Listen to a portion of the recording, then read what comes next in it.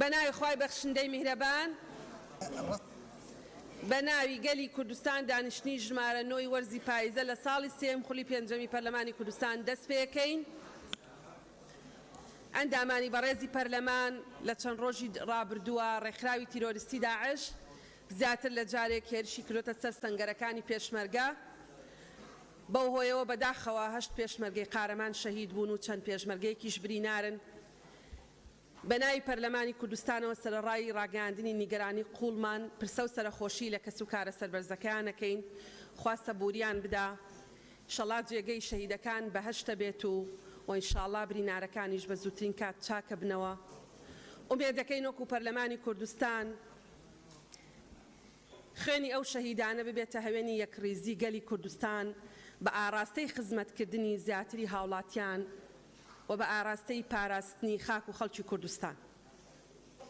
بەڕێزان، ئەوەی ڕووەدا ئاماژەیەکی ڕوونە کە بۆشایی ئەمنی گەورە لە نێوان سنووری هەرێمی کوردستان و سنووری ناوچە کوردستانیەکان هەیە.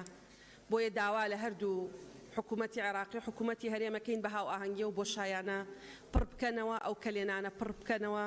هاوکات داوا لە وەزارەتی پێشمەرگاکەین کە پێداویستی لۆجستی و سەربازی زیاتر بگەێنێتە سەنگەرەکانی پێشمەرگە.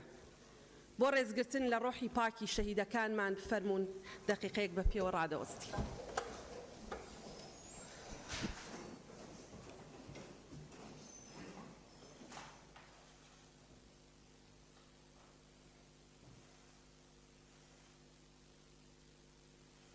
فەرموو.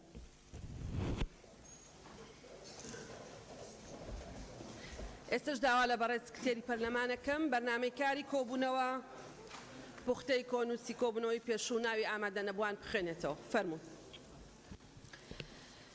بەڕێز سەرۆکی پەرلەمان بەرنامەی کار بە پێی حکمی مادەی 5 بڕگەی یەکەم لە مادەی 16 بڕگەی سەیەم لە مادەی 18 بڕگەکانی یەکەم و دووەم و سەیەم و چوارەم و پێنجەم لە مادەی 20 مادەکانی 47 و بڕگەی یەکەم لە مادەی 52 مادەکان 54 و 55 و 56 و 57 لە پەیڕەوی ناوخۆی پەرلەمانی کوردستان دەستەی سەرۆکایەتی پەرلەمان بریاریدا بەرنامەی کاری دانیشتنی ژمارە 9 ئاسایی خولی پاییزەی ساڵی سێیەم لە خولی پێنجەمی هەڵبژاردننی پەرلەمان لە کاتژمێر 11 پێشنەوە ڕۆژی چوارشەمە ڕێکەوتی 1/12/2021 بەم شێوەیە بێت. یەکەم دەنگدان لەسەر پرۆژە یاسای کۆمپانیا ئەمنیە تایبەتەکان لە هەرێمی کوردستان بە پێی حکمی مادەکان 90 91 93 96 97 لە پەیڕەوی ناوخۆی پەرلەمانی کوردستان. دووەم خستنە ڕووی بە دوواداچوون و هەردوو لەژنەی ناوخۆ و ئاسایش و ئەنجومەنی خۆجاییەکان و لژنەی پەروەردە و خوێندنی باڵا و توژینەوەی زانستی سەبارەت بە خۆپیشاندانی خوێندکاران. سەیەم خوێندنەوەی دووەم بۆ پرۆژە یاسای سەرپەرشتیکردنی پرۆژەکانی کشتتوکاڵی لە هەرێمی کوردستان بە پێی حکمی مادەکان 1970 لە پەیڕەوی ناوخۆی پەرلەمانی کوردستان. پوختەی دانیشتنی ژمارە 8 ئاسایی بە پێی حکمی بڕگەی دووەمی مادەی 2052 لە پەیڕەوی ناوخۆی پەرلەمانی کوردستان پوختەی دانیشتنی ژمارە 8 ئاسایی خولی پاییزەی ساڵی سەیەم لە خولی پێنجەمی هەڵبژاردننی پەرلەمان لە کاتژمێر 11 پێشنەوە ڕۆژی چوارشەمە ڕێکەوتی 24/11/2021 بەم شێوە خوارەوە بوو. یەکەم دەستپێکردنی دانیشتن لەلایەن بەڕێز سەرۆکی پەرلەمان. دووەم خوێندنەوەی بەرنامەی کار پوختەی دانیشتن و ناوی ئەندامانی ئامادەنەبوو بە مۆڵەت و بێمۆڵەت لەلایەن بەڕێز سکرتێری پەرلەمان. سەیەم دەستپێکردنی بڕگەکانی بەرنامەی کار لەلایەن بەڕێز سەرۆکی پەرلەمان. چوارەم خوێندنەوەی دووەم بۆ پرۆژە یاسای کۆمپانیا ئەمنیەت تایبەتەکان لە هەرێمی کوردستان. پێنجەم دواخستنی خوێندنەوەی دووەم بۆ پرۆژە یاسای سەرپەرشتیکردنی پرۆژەکانی کشتتوکاڵی هەرێمی کوردستان. شەشەم کۆتایی هاتنی دانیشتن لەلایەن بەڕێز سەرۆکی پەرلەمانی کوردستان. لیستی ئامادەبوون و ئامادە نەبوونی ئەندامان لە دانیشتنی ژمارە 8 ئاسایی 24/11/2021 ناوی ئەندامان هەمویان مۆڵەتیان پێدراوە. بەڕێز سەرۆکی پەرلەمان تەنها بەڕێز دابان محەممەد حوسێن ئامادە نەبووە. باپیر کامەلە سلەیمان، جەلال محەممەد ئەمین، ئیحسان محەممەد سەلیم، جەلال محەممەد عەبدوڵڵا، جەمال حوێز مستەفا، جیهاد حەسەن ئیبراهیم، دیاری ئەنوەر حەمەد ڕەحیم، سعید مستەفا تەتەرخان، سەلمە فاتح تۆفیق، سیپان سالم حەسەن، عەبدولستار مەجید قادر، هاوڕێ بەنا محەممەد، هەدیە مراد حەیدەر، هیمداد سەباح بیلال، کازم فاروق نامی ئامادە نەبوو بە بریاری ژمارە 2/2021. بەڕێز سەرۆک پەرلەمان ناوی ئەو ئەندامانەی کە بە مۆڵەت یان بەبێ مۆڵەت لە کۆبنەوەی لێژنەی هەمیشەیەکانی ئامادە نەبوون. لێژنەکان لێژنەی کاروباری شەهیدان و جێنۆسایدی زیندانیانی سیاسی 29/11/2021 مۆڵەتیان پێدراوە لەنجە ئیبراهیم عەبدوڕەحمان ڤایی کەماڵ سۆهۆمۆن شاخەوان ڕەوف مستەفا. لێژنەی کاروباری تەندروستی و ژینگە و مافی بەکاربەر 29/11/2021 مسلم عەبدوڵڵا ڕەسوول لوقمان حەمەد حاجی مۆڵەت. لێژنەی دارایی و کاروباری ئابووری 30/11/2021 لیزە فەلەکەدین سابر مۆڵەت سەرکۆ ئازاد حوسێن مۆڵەت. لێژنەی کشتتوکاڵ و ئاودێری 30/11/2021 عوسمان کەریم سوارە مۆڵەت سیپان سالم حەسەن ئامادە نەبوو. لێژنەی ناوخۆ و ئاسایش و ئەنجومەنی خۆزاییەکان 30/11/2021 محسین حوسێن مستەفا ڕزگار عیسە سوار کاوە عەبدولقادر حەسەن کاوە عەبدولقادر حەسەن ئەمنیات مۆڵەتیان پێدراوە.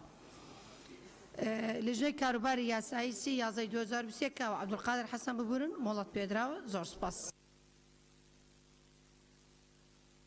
بەڵێ دەست بە جێبەجێکردنی بەرگەکانی بەرنامەی کارەکەی ناوتانە نووسێستا.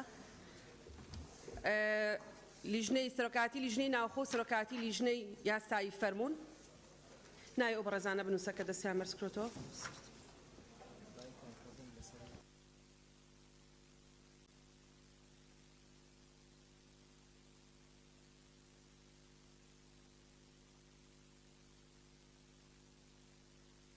بەڵێ فەرموون سەرۆکاتی هەردوو لیژنە ئێوە نا ناوخۆ و یاسایی ناوخۆ و یاسایی دوایی این وەرەگرین اینجا نقطە نظام وەرەگرین دێ لە یاسایی دانیش بەیانی باش ناوەکان بنووسە.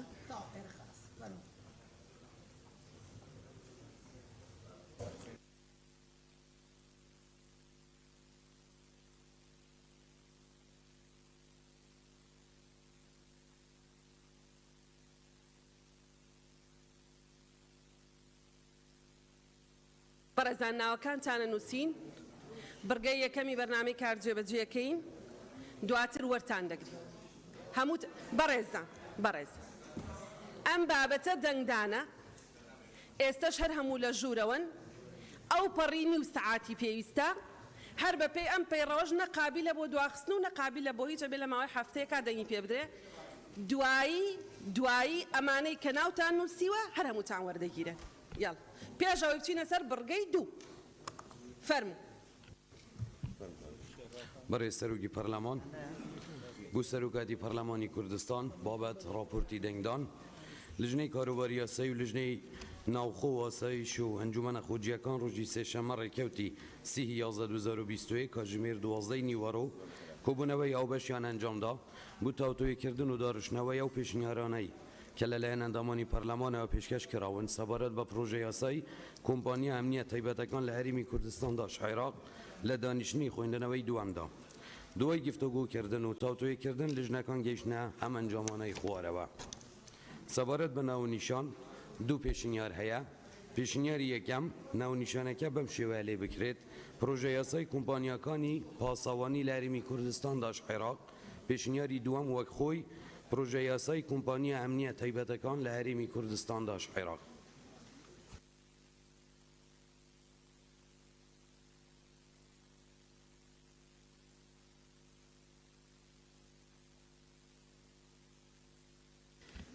بەڵێ سەبارەت بە ناونیشان بەڕێزان 2 پێشنیار هەیە. پێشنیاری یەکەم هەر بەڕێزێکی لەگەڵە بەڵێ یەک کەس. سەبارەت بە پێشنیاری دووەم وەک خۆی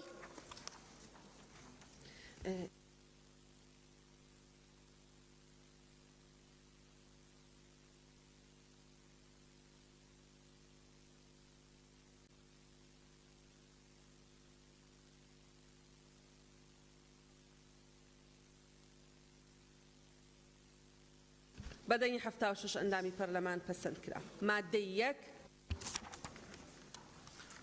بەڕێز سەرۆکی پەرلەمان سەبارەت بە مادە 1 3 پێشنیار هەیە. پێشنیاری یەکەم مادەکە وەک خۆی تەنیا بەرگەی 8ەمی مادەکە لا ببرێت. پێشنیاری دووەم مادەکە وەک خۆی تەنیا بەرگەی حوتەمی مادەکە بەم شێوە لێ بکرێت حوتەم کارمەند ئەو کەسەیە کە لە کۆمپانیایەکی ئەمنی تایبەت کار دەکات بە پێی گرێبەستێکی پەسەندکراو لەلایەن فەرمانگەیەکی یاسایی.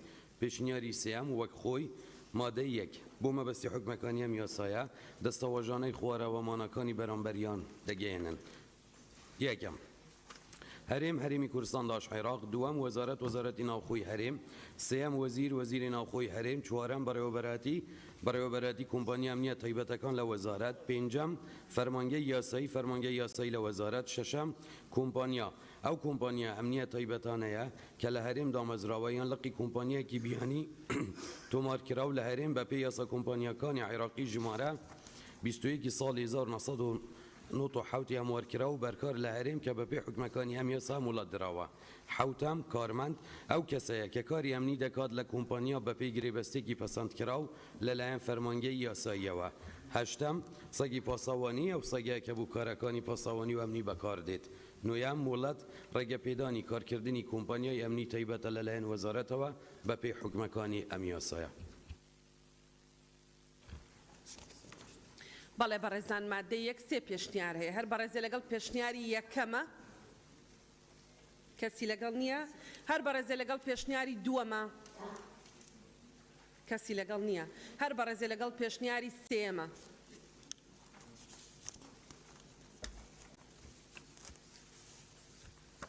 پاشاخان لەگەڵی نیت خۆت؟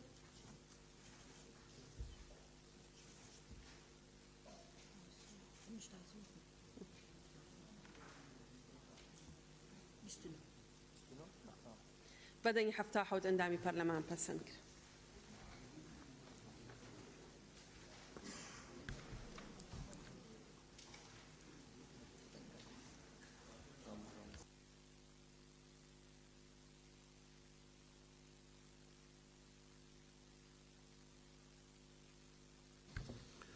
سەبارەت بە مادەی دوو چوار پێشنیار هەیە. پێشنیاری یەکەم مادەکە وەک خۆی لەگەڵ زیادکردنی دوو بڕگە بە زنجیرەی پێنجەم و شەشەم.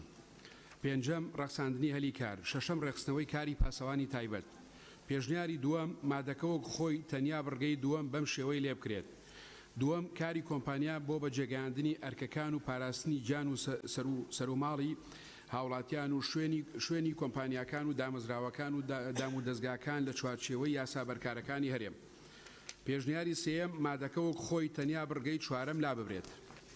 پێشنیاری چوارەم وەک خۆی مادەی دوو ئامانجەکانی ئەم یاسا بریتێ لە ڕێخستنی یەکەم ڕێکارەکانی پێدانی مۆڵەت بە کۆمپانیاکان لە هەرێم، دووەم کاری کۆمپانیا بۆ بەجێگەیاندنی ئەرکەکان و پاراستنی جان و سەروماڵی کەسەکان لە چوارچێوەی یاسا بەرکارەکانی هەرێم، سێم چاودێری و پشکنین و بەدواداچوونی کاری کۆمپانیا بۆ مسۆگەرکردنی پابەندبوونیان بە یاسا و ڕێنمایەکان، چوارەم ئەو ڕسم و گەرنتینانەی کە کۆمپانیا پابەندن بە پێشکەشکردنیان و ئەو سزایانەی لە کاتی سەرپێچیکردن دەسەپێنرێت.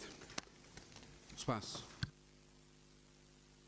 سەبارەت بە مادەی دوو چوار پێشنیار هەیە، هەر ئەندامێکی بەڕێزی پەرلەمان لەگەڵ پێشنیاری یەکەمە دوو کەس سێ کەس، هەر بەڕێزێک لەگەڵ پێشنیاری دووەمە سێ کەس، چوار کەس، هەر بەڕێزێک لەگەڵ پێشنیاری سێمە کەسی لەگەڵ نییە، هەر بەڕێزێک لەگەڵ پێشنیاری چوارەمە.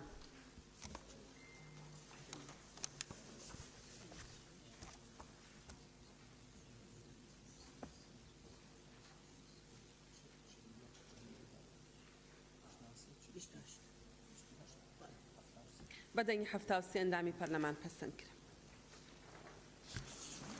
سەبارەت بە مادەی سێ چوار پێشنیار هەیە. پێشنیاری یەکەم مادەکە بکرێتە یەک بڕگە و بەم شێوەی خوارەوە. مادەی سێ نابێت بەبێ وەرگرتنی مۆڵەت کۆمپانیای ئەمنی دابمەزرێت یان خزمەتگوزاری ئەمنی پێشکەش بکرێت یان وەک لقێکی کۆمپانیای بیانی تۆمار بکرێت. پێشنیاری دووەم مادەکە وەک خۆی تەنیا بڕگەی یەکەم بەم شێوەی لێ بکرێت. یەکەم نابێ بەبێ وەرگرتنی مۆڵەت هیچ کۆمپانیایەک دابمەزرێت یان لقی کۆمپانیایەکی بیانی تۆمار بکات. پێشنیاری سێم وەک خۆی مادەی سێ یەکەم نابێ بەبێ وەرگرتنی مۆڵەت کۆمپانیایەک دابمەزرێ یان لقی کۆمپانیایەکی بیانی تۆمار بکرێت. دووەم نابێ بەبێ وەرگرتنی مۆڵەت هیچ کۆمپانیایەک خزمەتگوزاری ئەمنیەکان پێشکەش بکات. پێشنیاری چوارەم پێشنیاری هەردوو لیژنەی تایبەتمەند بەپێی ئەو دەسەڵاتانەی مادەی 91 بڕگەی چوارەم لە پەیڕەوی ناوخۆی پەرلەمانی کوردستان کە بە لێژنەی یاسایی و تایبەتمەند دراوە ئێمە لە کۆبەندی ئەو بژاردانەی پێشنیار کراون لەلایەن ئەندامانی پەرلەمان لە دانیشتنی خوێندنەوەی دووەمدا ئەم پێشنیارانە دەخینە ڕوو داوا دەکەین بخرێتە دەنگدان. مادەکەوەک خۆی تەنیا بڕگەی یەکەمی مادەکە بەم شێوەی لێ بکرێت. یەکەم نابێت لە هەرێم بەبێ ڕەزامەندی وەزارەت و پاشداری نەبوونی ئەنجومەنی ئاسایش کۆمپانیایەکی ئەمنیدا بمەزرێت یان لقێکی کۆمپانیایەکی ئەمنی بیانی تۆمار بکرێت. بەڕێزان زۆر سوپاس کاک شاخەوان. بە مادەی 3 4 پێشنیار هەیە، هەر بەڕێزێک لەگەڵ پێشنیاری یەکەمە، کەسی لەگەڵ نییە، هەر بەڕێزێک لەگەڵ پێشنیاری دووەمە، کەس لەگەڵی نییە، هەر بەڕێزێک لەگەڵ پێشنیاری سێمە. 4 ئەندام بەڵێ، هەر بەڕێزێ لەگەڵ پێشنیاری چوارەمە.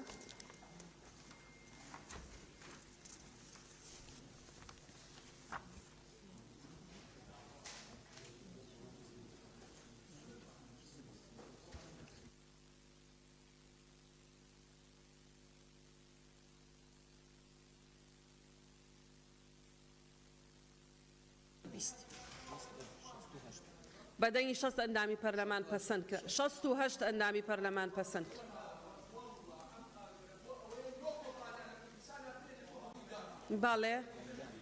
بەڵێ بەڕێزان. بەڵێ سەبارەت بە مادەی 4 دوو پێشنیار هەیە. پێشنیاری یەکەم مادەکە وەک خۆی تەنیا خاڵی 4 لە بڕگەی یەکەم بەم شێوەیە لێ بکرێ. چوارەم خاڵی 4 سەنەدی خانوبەرەیەک کە بۆ بارگای کۆمپانیا گونجاو بێ بەمەرجێ دوور بێت لە شوێنی نیشتەجێبوونی هاوڵاتیان.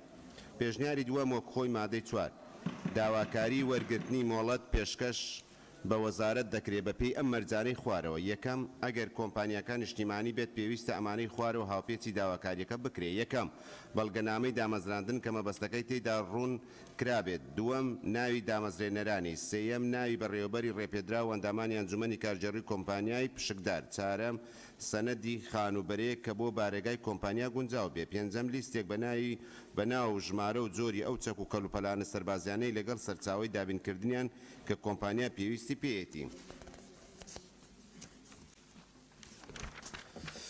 6 لیستێک بە ناوی جۆری ئەو ئۆتۆمبیلانێک کۆمپانیا خاوەنیان پێویستی پێی دەبێت لەگەڵ دیاریکردنی چۆنیەتی بەدەستخستنیان. 7 لیستێک بە ناوی جۆری ئامێرەکانی پەیوەندی بێتەل و فریکوێنسی بەکارهێنانیان لەگەڵ چۆنیەتی بەدەستخستنی ئەو ئامێرانە و خەسڵەتەکانیان. 8 بەڵگەنامەیەکی سپاردنی بارمەتەیەکی نەختینەی لەلایەن یەکێک لە بانکە حکومیەکان لە هەرێم وەک گرنتیەک بۆ بەرژەوەندی وەزارەت بە بڕی 250 ملیۆن دینار. دووەم ئەگەر لقی کۆمپانیای بیانی بێت پێویستە ئەمانەی خوارەوە هاوپێچی داواکاریەکە بکرێت. یەک بەڵگەنامەی تۆمارکردنی لقی کۆمپانیاکە لەلایەن بەڕێوەبەرایەتی گشتی تۆماری کۆمپانیەکان لە هەرێم. دوو وێنەیەک لە گرێبەستی دامەزراندن و پەیڕۆ و ناوخۆی کۆمپانیای سەرەکییان ئەوەی جێگایان دەگرێتەوە. سێ وێنەیەک لە بەڵگەنامەی تۆمارکردنی لقی کۆمپانیا لە هەر وڵاتێک کە تیایدا تۆمار کراوە. 4 لیستێک بە ناوی ئەندامانی کارگەڕی کۆمپانیا ڕەگەزنامە هەرێکێکیان و ناوی ئەو کەسانی لە جیاتی کۆمپانیا بە واژۆکردنیان ڕاست پێدراون. 5 وێنەیەک لە ڕاستپاردەی بەڕێوەبەری لق لە عێراق کە بە شێوەی کردەی تیایدا نیشتەجێیە بە جۆرێک لەلایەن کارگەڕی کۆمپانیا دەرکرابێت لەگەڵ نمونەی واژۆکەی.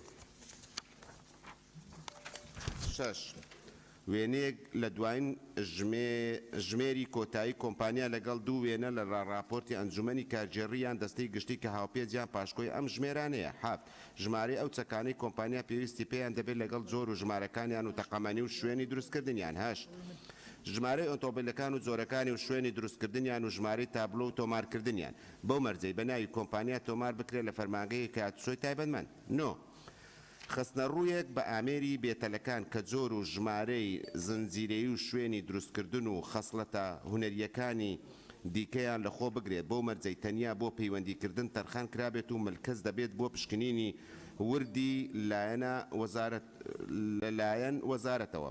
دا بەڵگەنامەی سپاردنی بارمەتەیەکی نەختینە لەلایەن یەکێک لە بانکە حکومیەکان لە هەرێم وەک گرنتیەک بۆ بەرژەوەندی وەزارەت بە بڕی 500 ملیۆن دیناری عراقی. سێم پێویستە و بەڵگەنامانەی لە خاڵەکانی 2 3 4 5 6 بڕگەی دووەمی ئەم مادەیە دەقنووس کراوە لە نیشتیمانگەی مۆتن کۆمپانیاکە پەسەند کرابێت. سوپاس. سپاس مادەی 4 بەڕێزان دوو پێشنیار هەیە هەر بەڕێزێ لەگەڵ پێشنیاری یەکەمە بفەرموویە دەست بەرزکاتەوە 2 3 هەر بەڕێزێک لەگەڵ پێشنیاری دووەمە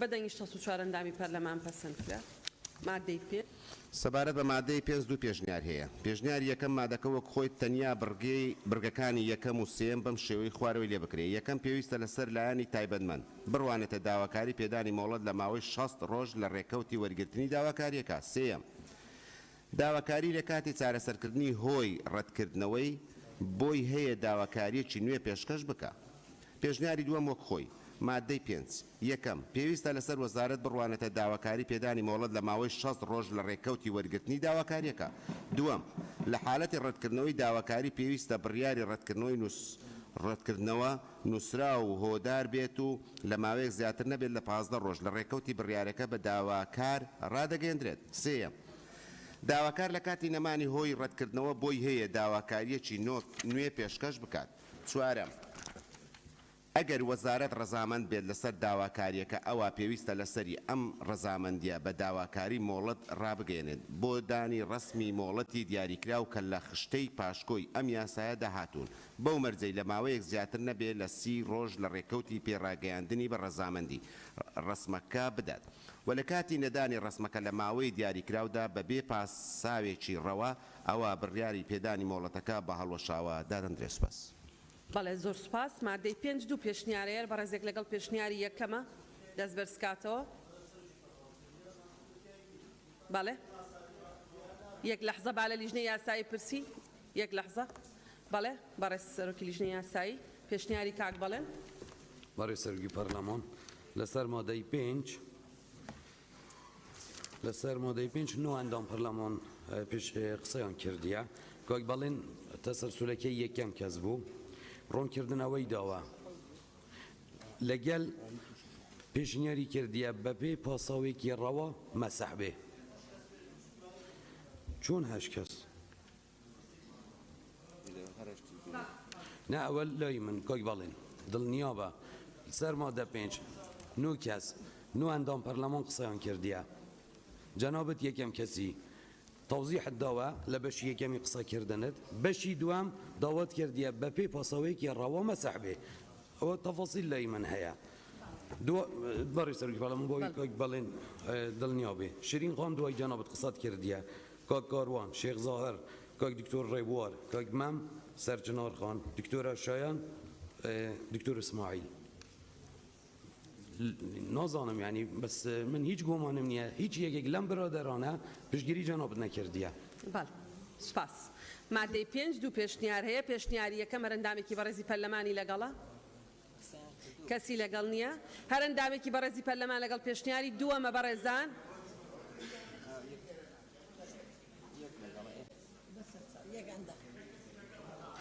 بەڵێ سێ کەسی لەگە ببورێت ژماردن لای موناخانە هەر ئەندامێکی بەڕێزی پەرلەمان لەگەڵ پێشنیاری یەکەمە یەکەم یەک ئەندام دوو ئەندام تەواو هەر ئەندامێکی بەڕێزی پەرلەمان لەگەڵ پێشنیاری دووەمە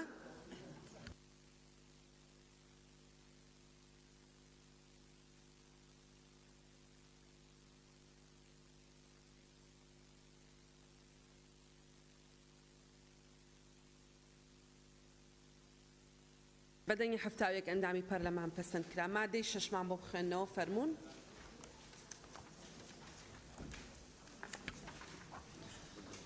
بەڕێز سەرۆکی پەرلەمان سەبارەت بە مادەی 6 سێ پێشنیار هەیە پێشنیار یەکەم مادەکە وەکو خۆی تەنها بڕگەی یەکەم بەم شێوەیە لێ بکرێت یەکەم مۆڵەت بەپێی هەردوو مادەی 4 و 5 یاسایە بۆ ماوەی 2 ساڵ دەدرێت پێشنیاری دووەم مادەکە وەکو خۆی تەنیا بڕگەی یەکەم بەم شێوەیە لێ بکرێت یەکەم مۆڵەت بەپێی هەردوو مادەی 4 و 5 یاسایە بۆ ماوەی 18 مانگ دەدرێت پێشنیاری سێم وەک خۆی مادەی 6 یەکەم مۆڵەت بەپێی هەردوو مادەی 4 و 5 یاسایە بۆ ماوەی 1 ساڵ دەدرێت دووهەم مۆڵەتی کۆمپانیا بە پێی ئەم مەرجانەی خوارەوە نوێ دەکرێتەوە. یەکەم پێشکەشکردنی داواکاریەکی نووسراو لەلایەن بەڕێوەبەری ڕێگەپێدراوی کۆمپانیا لە ڕێگەی بەڕێوەبەرایەتی ئاڕاستەی وەزیر دەکرێت بەر لە 30 ڕۆژ لە کۆتایی هاتنی مۆڵەت. دووهەم پێشکەشکردنی پشتگیریەک لە بەڕێوەبەرایەتی گشتی تۆمارکردنی کۆمپانیا کە تیایدا پشتڕاستی بەردەوامی کۆمپانیاکە بکات لە کارکردنیدا. سێم پێشکەشکردنی وێنەیەک لە گرێبەستەکانی کۆمپانیا لە ماوەی کارکردنیدا. چوارەم بەڵێننامەی ئەستۆپاکی لە بەڕێوەبەرایەتی تایبەتمەندەکانی باج. پێنجەم دانانی ڕسمی نوێکردنەوەی دیاریکراو بە پێی خشتەی پاشکۆی ئەم یاسایە.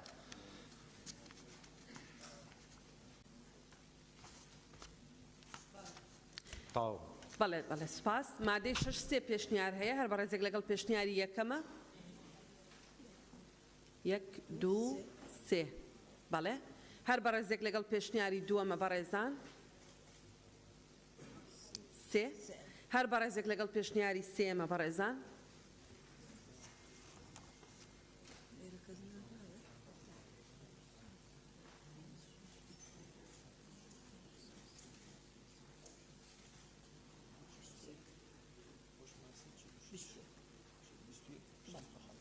بەڵێ بەدەنگی 67 ئەندامی پەرلەمان پەسەندکرا مادەی 7.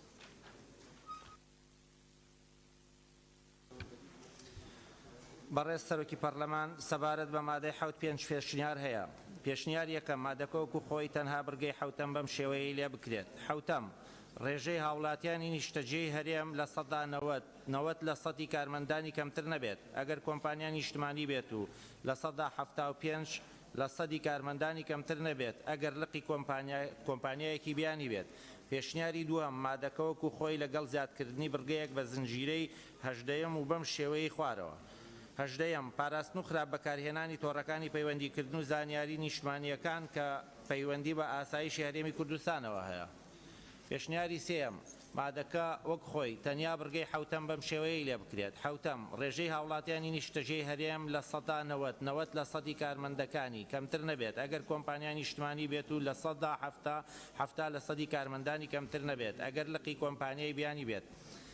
پێشنیاری چوارەم مادەکەوەکو خۆی تەنها لەگەڵ زیادکردنی بڕگەیەک بە زنجیرە هەژدەیەم و بەم شێوەیە خوارەوە. هەژدەیەم لە ئەستۆگرتنی خەرجیەکانی چارەسەری کارمەندان لەلایەن کۆمپانیاوە بۆ ئەو کارمەندانەی کە لە کاتی ئەرکدا ڕوبەڕووی هەر جۆرە ڕووداوێکی نەخوازراو دەبنەوە. پێشنیاری پێنجەم وەک خۆی مادەی 7 کۆمپانیا پابند دەبێت. یەکەم دابینکردنی هەڵوازگەی تاخمڕەختی ڕێکخراو بۆ چەکەکان و کۆگەی کەلوپەل و تەقەمەنیەکان گۆڕەپان بۆ ئۆتۆمبیلەکانی لە دەرەوەی ناوچەکانی نیشتەجێ بوون. دووهەم دروستکردنی تادابەیسێک بۆ گشت چالاکیەکانی کۆمپانیا و سەرجەم ئەو زانیاریانەی پەیوەندیان بە کارمەندان و ئەوانەی تر کە لەلایەن کار دەکەن ئۆتۆمبیل چەک تەقەمەنی و کەلوپەلەکانی. سێیەم ڕێکخستنی دۆسیە بۆ سەرجەم کارمەندان و ئەوانەی تر کە لەلایەن کۆمپانیا کار دەکەن لە داتای هەر یەکیان لەخۆ بگرێت. چوارەم هەبوونی هێنووسی بازرگانی کە بە یاسا بڕیاری لێدراوە و ئەم تۆمارانەی خوارەوە ڕێک بخات. یەکەم تۆمارنامەی چەک و کەلوپەلی دیکە کۆمپانیا و چۆنیەتی بردنە دەرەوەی چەکەکان و بەکارهێنانیان. دووهەم تۆمارنامەی جوڵە و هاتوچۆی کارمەندان و ئۆتۆمبیلەکانی کۆمپانیا. سێیەم هەر تۆمارنامەیەکی دیکە کە وەزارەت داوای بکات. پێنجەم زانیاری بداتە وەزارەت دەربارەی ئەو ئۆتۆمبیلە قەڵغان درع کە کۆمپانیا خاوەنیانە یان بەکاریان دەهێنێت. شەشەم وەرگرتنی ڕەزامەندی پێشوەختی وەزارەت بەر لە گرێبەستەکان لەگەڵ هەر کەس و لایەنێک پێوە پێدانی وێنەیەکی گرێبەستەکە بە وەزارەت لە ماوەیەک لە 15 ڕۆژ تێپەڕ نەکات لە ڕێکەوتی ئەنجامدانی. حوتەم ڕێژەی هاوڵاتیانی نیشتەجێی هەرێم لە 90 لە سەدی کارمەندانی کەمتر نەبێت ئەگەر کۆمپانیا نیشتمانی بێت و لە 50 لە سەدی کارمەندانی کەمتر نەبێت ئەگەر لقی کۆمپانیا بیانی بێت. هەشتەم دامەزراندنی هیچ کارمەندێک بەبێ ڕەزامەندی وەزارەت. نۆیەم پابندکردنی کارمەندەکانی بە پۆشینی جلوبەرگی تایبەت بە کۆمپانیا کە لەلایەن وەزارەت دیاری کراوە پێویستە ئارمیان لۆگۆی کۆمپانیا و ئاڵای کوردستانی لەسەر دانرابێت و نابێت جلوبەرگی کارمەندانی کۆمپانیا لێکچوو بێت لەگەڵ جلوبەرگی هێزە ئەمنیەکان و هێزەکانی پێشمەرگا. دەیەم ڕادەستکردنەوەی چەک و تەقەمەنیەکان لەلایەن کارمەندانەوە بە کۆگای کۆمپانیا لە دوای کۆتایی هاتنی هەر ئەرکێک. 11 ئاگادارکردنەوەی وەزارەت و فەرمانگەکانی ئاسایشی پارێزگاکان سەبارەت بە هەر تاوانێک کە لە سنووری کاری کۆمپانیا ڕوودەدات یان گومانی ڕوودانی لێ دەکرێت.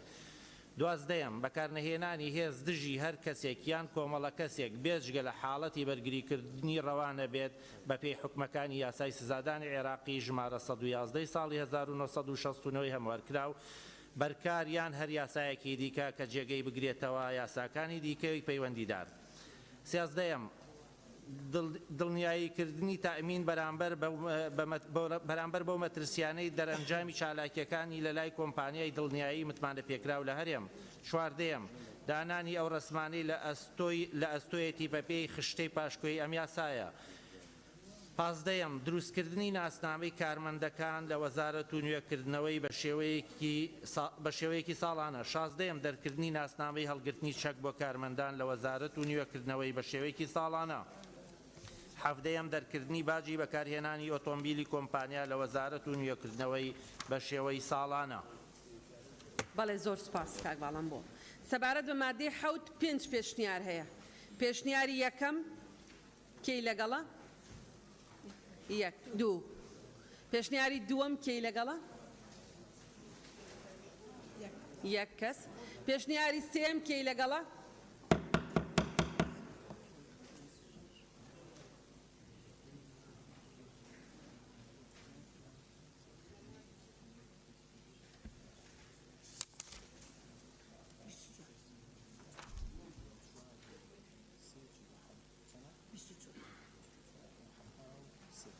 بەدەنگی 73 ئەندامی پەرلەمان پەسەند کرا. پێشنیاری 4 چەند کەسی لەگەڵە؟ هەر بۆ احتیفاظ بە حەق 1 کەس. پێشنیاری 5 چەند کەسی لەگەڵە؟ کەسی لەگەڵ نیە. بەڵێ. پێشنیاری سێم پەسەند کرا. مادەی 8 بخوێننەوە بەڕێزان.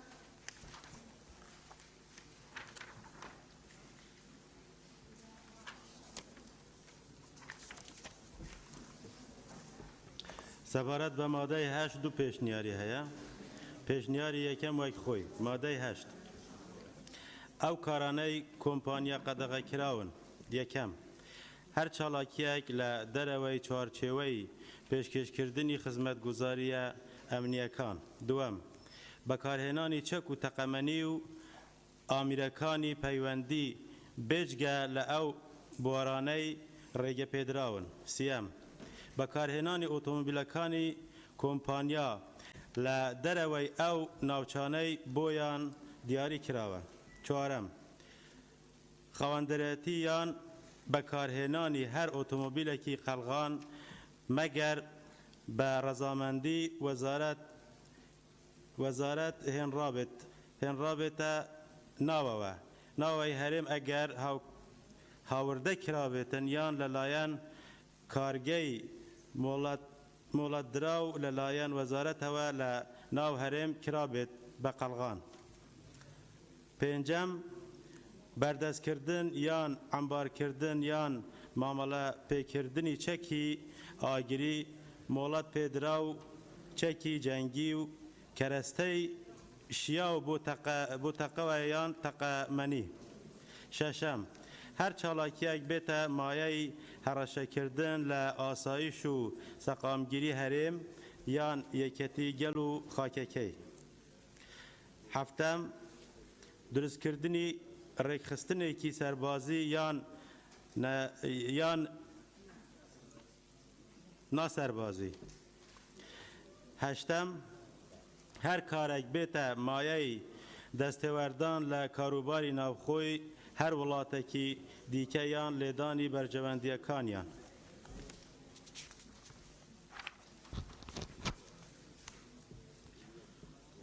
نۆیەم هەڵسان بە هەر کارێک ببێتە مایەی دەستدرێژیکردن لەسەر ماف و ئازادیەکانی هاوڵاتیانی هەرێم.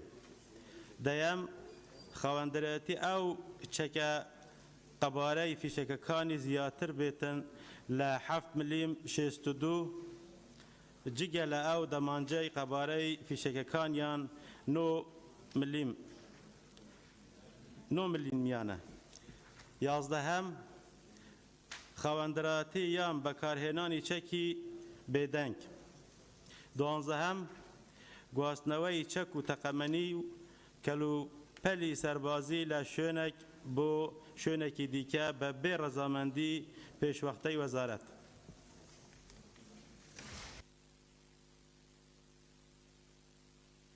پێشنیاری دووەمیش فەرموون خوێندنەوە. پێشنیاری دووەم پێشنیاری هەردوو لیژنەی تایبەتمەندە. یەک مادەکە وەک خۆی لەگەڵ ئەم گۆڕانکاریانەی خوارەوە لە بەرگەکانی دووەم و سیەم و نۆیەمدا. دووهەم بەکارهێنانی چەک و تەقەمەنی و ئامرەکانی پەیوەندیکردن بێژگە لە ئەو بۆرانەی ڕێگە پێدراون. سێەم بەکارهێنانی چەک و تەقەمەنیەکانی کۆمپانیا لە دەرەوەی ئەو ناوچانەی بۆیان دیاری کراوە. نۆیەم هەر کارێک ببێتە مایەی دەستدرێژیکردن لەسەر ماف و ئازادیەکانی هاوڵاتیان و نیشتەجی هەرێم. دوو زیادکردنی بڕگایەک بە زنجیرەی سێزدەهەم بۆ مادەی ئەم شێوەی خوارەوە. سێزدەهەم گواستنەوەی هەر زانیاریەک کە پەیوەندی بە ئاسایشی هەرێمەوە هەیە.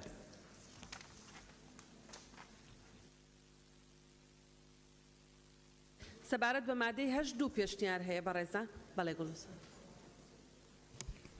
بەڕێزی کە خاڵی پێنجەمی خوێندەوە لە پێشنیاری یەکەمە خاڵی پێنجەم لە دێڕی دووهەمیا پێنەدراو ئەو بە پێدراو خوێندیەوە چکەوە چێتە پرۆتۆکۆڵ ئەڵێ چەکی ئاگری مۆڵەت پێنەدراو.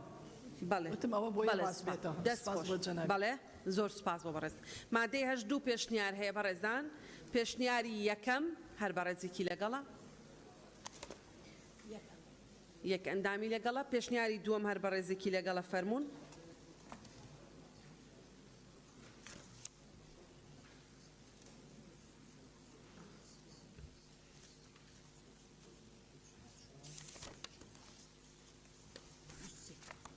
هەفتە بەدەنی هەفتە ئەندامی پەرلەمان پەسەند کرا. مادەی 9 بەڕێزان فەرموون. مادەی 9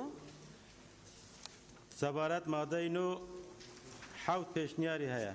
پێشنیاری یەکەم مادەکە وەک خۆی تەنیا خاڵی 9 لە بڕگەی یەکەمدا لا بدرێت. پێشنیاری دووەم مادەکە وەک خۆی تەنیا خاڵی 3 لە بڕگەی یەکەم بە ئەم شێوە لێ بکرێت. 3 بەلای کەم خوێندەواری هەبێتن. پێشنیاری سیەم مادەکە وەک خۆی تەنیا خاڵی 3 لە بڕگەی یەکەم لا بدرێت. پێشنیاری چوارەم مادەکە وەک خۆی تەنیا خاڵەکانی 1 و 2 لە بڕگەی یەکەم بە ئەم شێوە لێ بکرێت. 1 نیشتەجی هەرێم و ناوچەکانی دەرەوەی کوردستان بێت. 2 تەنیا لە 18 ساڵ کەمتر نەبێت و لە 55 ساڵ زیاتر نەبێت. پێشنیاری پێنجەم مادەکە وەک خۆی تەنیا خاڵێک بۆ زنجیرەی 4 بۆ بڕگەی دووهەمی مادەکە زیاد بکرێت بە ئەم شێوەی خوارەوە. 4 ناوبانگی چاک بێت و بە تاوانێک یان کەتنێکی ئابروبەر حکم نەدرابێت.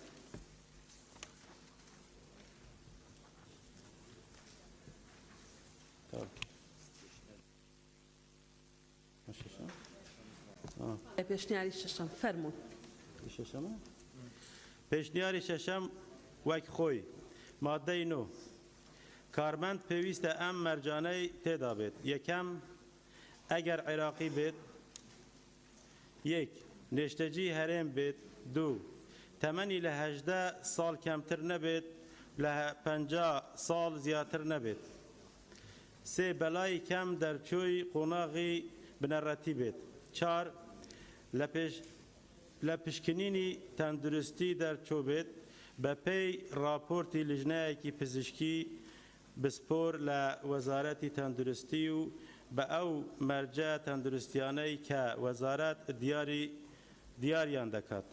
5 بە سەرکەوتوو دەرچوو بێتن لە خۆلەکانی پەیمانگای پەرسپێدانی ئەمنی و کارگێری و تەکنۆلۆژیای زانیاری لە وەزارەت 6 ناوبانگ چاک بێت و بە تاوانێکیان کەتنێکی ئابروبەر حکم نەدرابێت 7 فەرمانبەری حکومی نەبێت لە ڕاژەی تەمەنی یان سەربازی بە شێوەی هەمیشەیی یان گرێبەست 8 دەستبەرێکی کەسی وەک بارەمتە بە بڕی 3 ملیۆن دیناری عێراقی پێشکەش بە وەزارەت بکات یان ئەم بڕەپارەیە لەسەر ژمێرەی وەزارەت تۆمار بکات نە ڕەزامەندی لایەنی ئەمنی وەربگرێت بۆ دامەزراندنی 10 دەستەبەرکرا بێتن لە لای بەڕێوەبەراتی دەستەبەری کۆمەڵایەتی تایبەتمەند بەر لە گرێبەستکردن لەگەڵیدا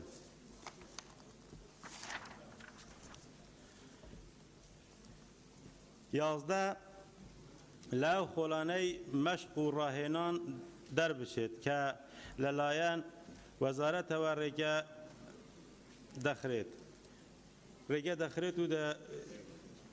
دەخرێت و جێبەجێ دەکرێتن دووهەم ئەگەر بیانی بێتن 1 ڕەزامەندی وەزارەت وەربگرێت 2 دەستەبەرێکی کەسی وەک بارمەتە بە بڕی 7 ملیۆن دینار عێراقی پێشکەش بە وەزارەت بکات یان ئەم بڕەپارەیە لەسەر ژمێرەی وەزارەت تۆمار بکات 3 بەڵگەنامەیەک لەلایەن بەڕێوەبەراتی لقی کۆمپانیا پێشکەش بکرێتن بۆ ئامادەکردنی کارمەندی لە بەردەم دەسەڵاتە تایبەتمەندەکان لە کاتی داواکردنی و بەرپرسیارەتی کۆمپانیا بە شێوەی پێکەوەی دەبێت لەو کردارانەی لە هەرێم ئەنجامی دەدات پێشنیاری هەفتەم پێشنیاری هەردوو لیژنەی تایبەتمەند مادەکە وەک خۆی تەنیا خاڵەکانی 2 و 3 و 10 لە بەرگەی یەکەم ئەم مادەیە بە ئەم شێوەیە لێ بکرێت 2 تەمەنی لە 21 ساڵ کەمتر نەبێت و لە 50 ساڵ زیاتر نەبێت 3 توانای خوێندنەوە و نوویسینی هەبێتن 10 دەستەبەرکراو بێتن بە پێی یاسا بەرکارەکان لە هەرێم بەڕێزان مادەی 9 حەوت پێشنیار هەیە هەر بەڕێزە لەگەڵ پێشنیاری یەکەمە یەک کەس هەر بەڕێزە لەگەڵ پێشنیاری دووەمە کەسی لەگەڵ هەر بەڕێزە لەگەڵ پێشنیاری سێمە کەسی لەگەڵ نییە هەر بەڕێزە لەگەڵ پێشنیاری چوارەمە 2 کەس هەر بەڕێزە لەگەڵ پێشنیاری پێنجەمە کەسی لەگەڵ نییە هەر بەڕێزە لەگەڵ پێشنیاری شەشەمە کەسی لەگەڵ نییە هەر بەڕێزێ لەگەڵ پێشنیاری حەوتەمە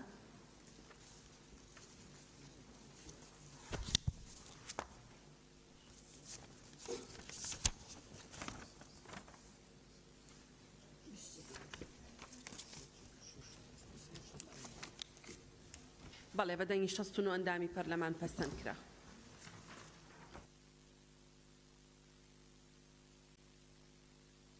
بەڵێ فەرمون مادەی دا سەبارەت بە مادەی دە دوو پێشنیارەیە پێشنیاری یەکەم مادەکە لا دەبرێت پێشنیاری دووەمەک و خۆی مادەی دە کۆمپانیا بۆی هەیە سەگی پاسەوانی بەکار بهێنێت بە مەرجانی خوارەوە یەکەم جۆر و ژماری دیاریکراو بێت دووەم ڕاهێنراو بێت و بەڵگەنامەی ڕاهێنانی لەگەڵدا بێت سێم ئەگەر هاوردەکراو بێت پێویستە پاسپۆرت و بەڵگەنامەی خاوەندارێتی و سەرچاوی هاوردەکردنی لەگەڵدا بێت چوارەم شوێنی تایبەت بە بەخێوکردنی ئامادە کرابێت سوپاس بەڵێ سپاس مادەی دە دوو پێشنیار هەیە یەکەم لا ببرێت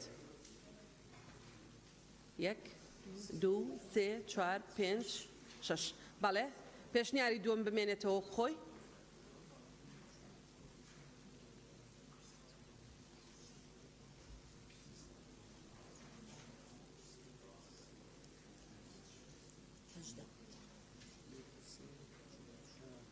هەژدە بەڵێ بەدەنگی 62 ئەندامی پەرلەمان پەسەند کرا. مادەی 11 بەڕێزان. سەبارەت بە مادەی 11 دوو پێشنیارەیە. پێشنیاری یەکەم وەک خۆی تەنیا پێشەکی مادەکە بەم شێوەی لێ بکرێت لە کاتی سەرپێچیکردنی کۆمپانیا بۆ حکومەکانی مادەی 1970 ئەم یاسایە لیژنەیەک بۆی هەیە ئەو ڕێکار و سزایانەی خوارەوە بسەپێنێت. پێشنیاری دووەم وەکو خۆی مادەی 11 لە کاتی سەرپێچیکردنی کۆمپانیا بۆ حکومەکانی مادەی 1970 ئەم یاسایە بۆ وەزیر بۆی هەیە ئەم ڕێکار و سزایانی خوارەوە بسەپێنێت. یەکەم ڕاگررتنی چالاکی کۆمپانیا بۆ ماوەیەکی کاتی. دووەم هەڵوەشاندنەوەی مۆڵەت. سێم دەست بە سەراگررتنی هەموو یا بەشێکی بڕەپاری بارمتە بە پێی قەبارەی پێشێلکردنەکە و لێکەوتەکانی. چوارەم پێبژاردنێک بە بڕی 100,000 دینار بەرامبەر بە دواکەوتنی هەر ڕۆژێک لە نوێکردنەوەی مۆڵەت. پێنجەم پێبژاردنێک بە بڕی 25,000 دینار بەرامبەر بە دواکەوتنی هەر ڕۆژێک لە نوێکردنەوەی ناسنامەی کارمەندەکان و هەڵگرتنی چەک و باجی ئۆتۆمبیلەکان. سوپاس. بەڵێ مادەی 11 دوو پێشنیار هەیە. پێشنیاری یەکەم یەک کەسی لەگەڵ دوو کەسی لەگەڵ. پێشنیاری دووەم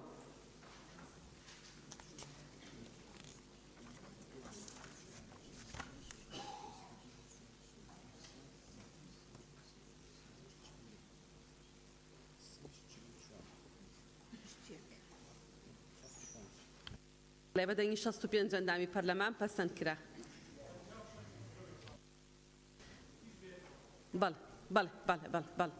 بەڵێ بەڕێزان بۆ مادەی 11 دەست بەرزکەنەوە. چەند بەڕێزی لەگەڵە؟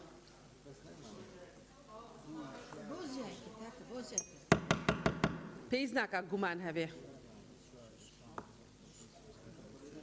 ئێمەش حسێبەکەی تەبعاً.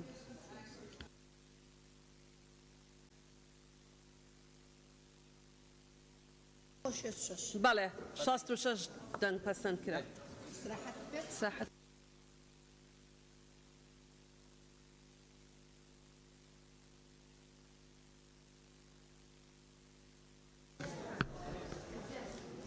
سەبارەت بە مادەی 12 سێ پێش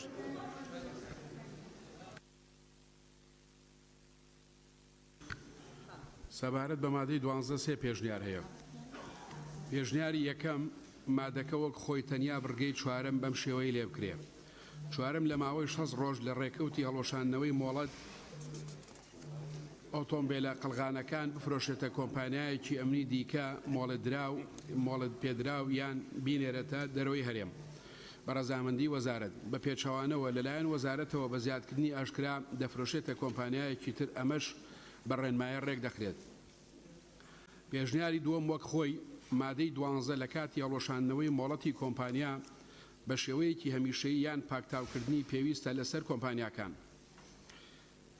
یەکەم گشت مۆڵەتەکانی چەک و مۆڵەتەکانی ڕێگەپێدان بە ئۆتۆمبیلەکان و ناسنامەکان بۆ وەزارەت بگەڕێنرێتەوە. دووەم ڕادەستکردنی سەرجەم چەک و تەقەمەنی و ئامێرەبێتەلەکان کە دەبێتە موڵکی وەزارەت. سێم تۆمارکردنی بڕەپاری دەستەبەری سپاردەکراو لە ژمێرەی وەزارەت وەک داهاتێکی کۆتایی بۆ گەنجینەی هەرێم. چوارم لە ماوەی 6 ڕۆژ لە ڕێکەوتی هەڵۆشاندنەوەی مۆڵەت ئۆتۆمبیلە قەلغانەکان بفرۆشێتە کۆمپانیایەکی ئەمنی دیکە مۆڵەدراو بە ڕەزامەندی وەزارەت بە پێچەوانەوە لەلایەن وەزارەتەوە بە زیادکردنی ئاشکرا دەفرۆشێتە کۆمپانیایەکی تر ئەمەش بە ڕێنمایی ڕێک دەخرێت.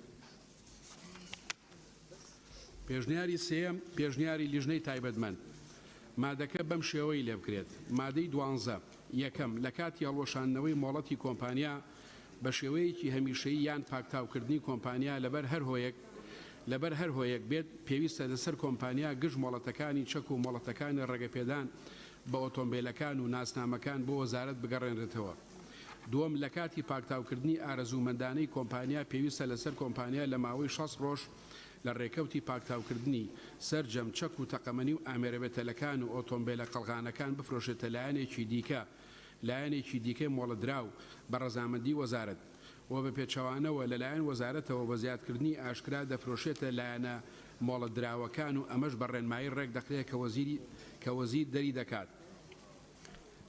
سێم لە کاتی هەڵۆشاندنەوەی مۆڵەتی کۆمپانیا وەک جێبەجێکردنێک بۆ حکمی بڕگەی دووەم مادەی 11 ئەم یاسایە پێویستە لەسەر کۆمپانیا سەر جەمچەک و تەقەمەنی و ئامێرەبێتەلەکان و ئۆتۆمبیلە قەڵغانەکانی ڕادەست بکات و دەبنە مڵکی وەزارەت و بڕەپارەی دەستەبەری سپاردەکراو لە ژمێرەی وەزارەت وەک داهاتێکی کۆتایی بۆ گەنجینەی هەرێم تۆمار دەکرێت.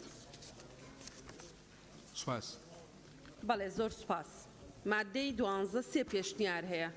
هەر بەڕێزێ لەگەڵ پێشنیاری یەکەمە دوو کەس. هەر بەڕێزێ لەگەڵ پێشنیاری دووەمە هەر بەڕێزێ لەگەڵ پێشنیاری سێمە فەرموون.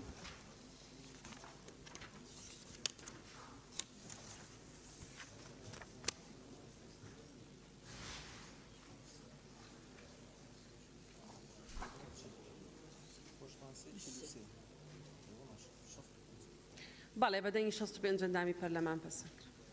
فەرموو.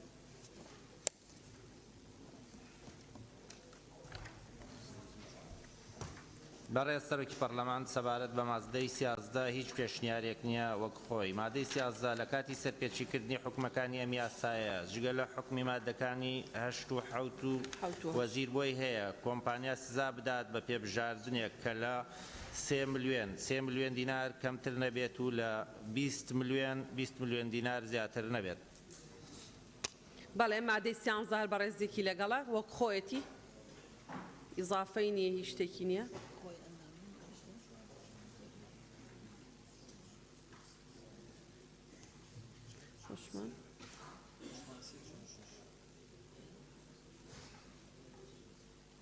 کاکێ من خۆمانی ژما 67 ئەندامی پەرلەمان پەسەند کرد.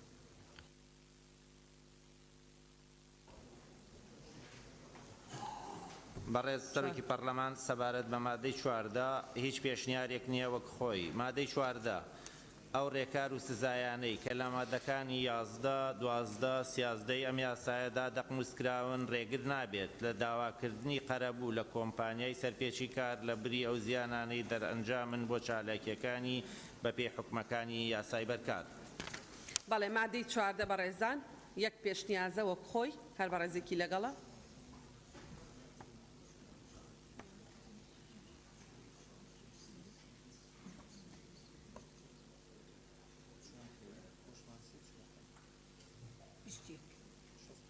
بەدەنگی 68 ئەندامی پەرلەمان پەسەند کرا. مادەی 15 سەبارەت بە مادەی 15 دوو پێشنیارەیە. پێشنیاری یەکەم مادەکە لا دەبرێت پێشنیاری دووەم وەکو خۆی مادەی 15 سزاکانی هاتوو لەم یاسایەدا ڕێگر نابن لە سەپاندنی هەر سزایەکی تونتر کە لە یاسا بەرکارەکانی هەرێمدا هاتبن. بەڵێ بەڕێزان مادەی 15 پێشنیاری یەکەم هەر بەڕێزێکی لەگەڵە مادەکە لا ببرێ دوو بەڕێز. پێشنیاری دووەم هەر بەڕێزێکی لەگەڵە مادەکە وەک خۆی.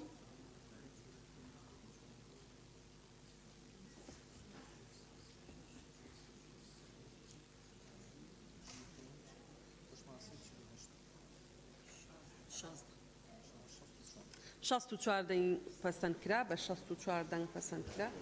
مادەی 16 بەڕێز سەرۆکی پەرلەمان سەبارەت بە مادە 16 دوو پێشنیار هەیە. پێشنیاری یەکەم مادەکە لاو ببرێت. پێشنیاری دووەم وەک خۆی مادە 16 هەر کەسێکی خەوەن بەرژەوەندی بووی هەیە تا نەبدات لەو بڕیارانەی پاڵپشت بە حکومەکانی ئەم یاسا دەردەچن بە پێی حکومەکانی یاسای ئەنجومەنی شوڕای بەرکار لە هەرێم.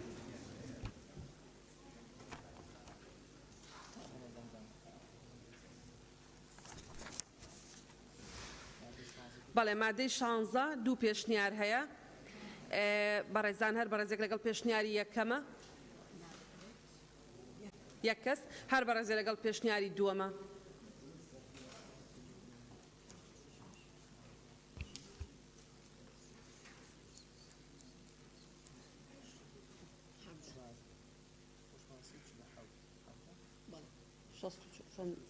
بەڵێ بەدەنگی 64 ئەندامی پەرلەمان پەسەند کرا.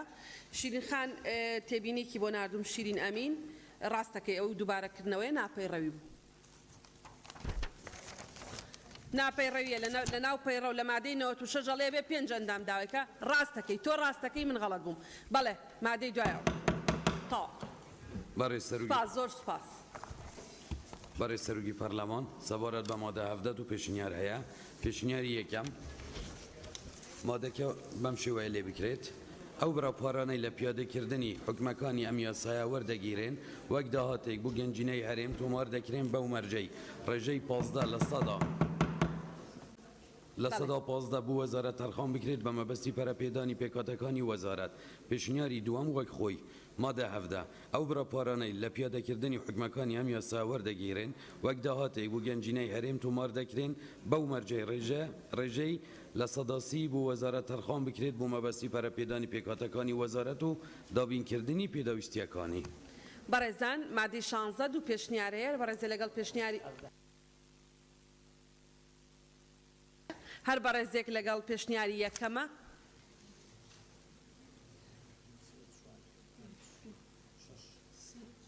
شش ئەندامی لەگەڵە هەر بەڕێزێ لەگەڵ پێشنیاری دووەمە بەڕێزان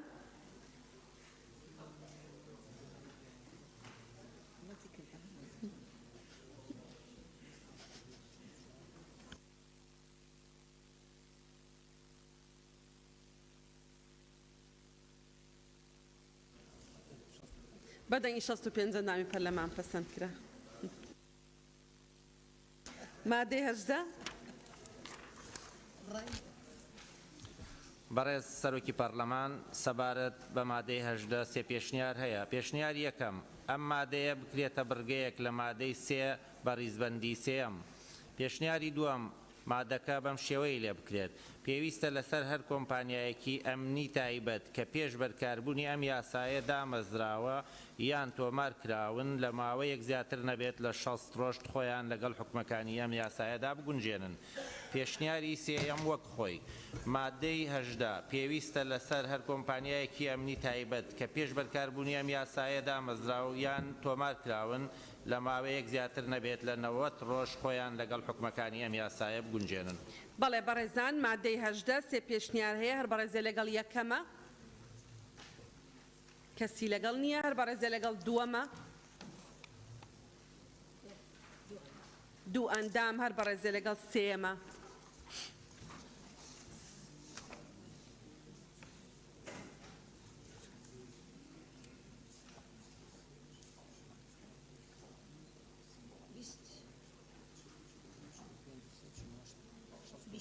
بەدەنگی 68 ئەندامی پەرلەمان پەسەند کرا. مادەی 19 سەبارەت بە مادەی 19 هیچ پێشنیارێک نییە. مادەی 19 پێویستە وەزیر ڕێنمایی بۆ ئاسان جێبەجێکردنی حکومەکانی ئەم یاسایە دەربکات. بەڵێ مادەی 19 هیچ پێشنیارێک نییە بەڕێزێکی لەگەڵە فەرموون دەستبەرزکەنەوە.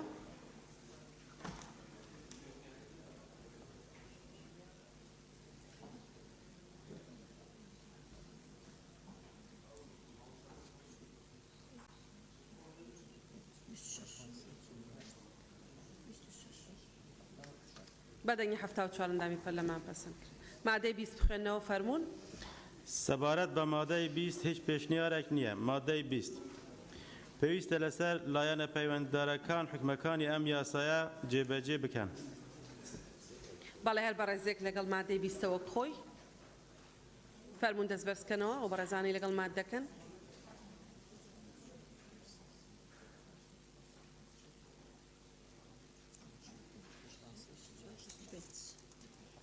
بەدەنگی 73 ئەندامی پەرلەمان پەسەند کرا. مادەی 21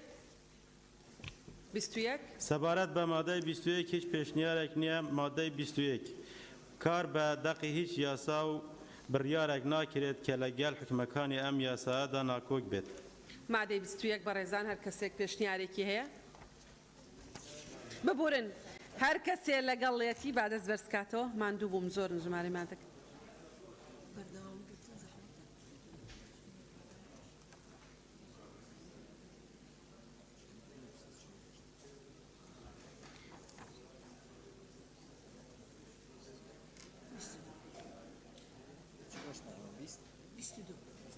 بەدەنگی 70 ئەندامی پەرلەمان پەسەند کرا. مادەی دوای ئەوە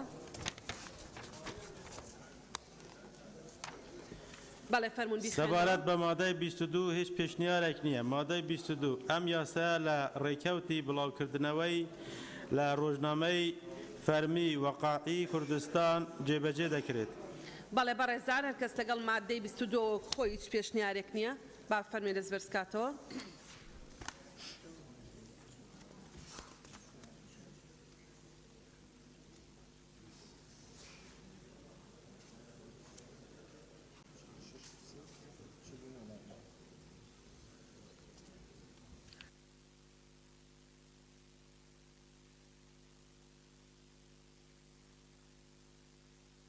بەڵێ بەدەنگی 73 ئەندامی پەرلەمان پەسەند کرا هۆکارەکانی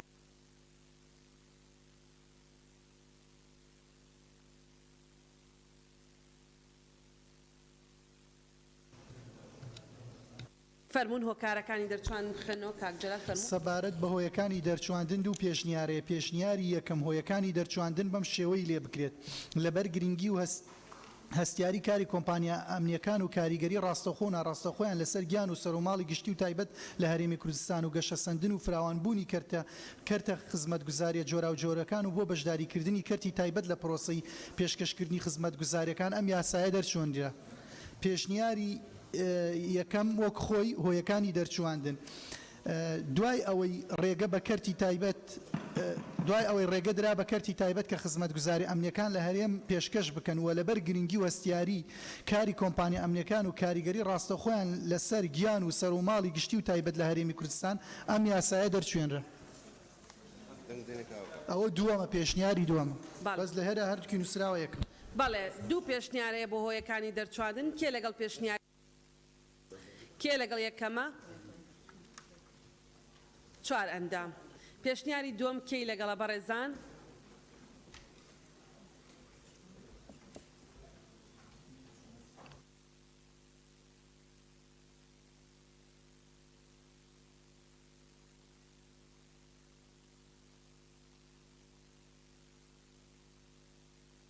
بەدەنگی 7 ئەندامی پەرلەمان.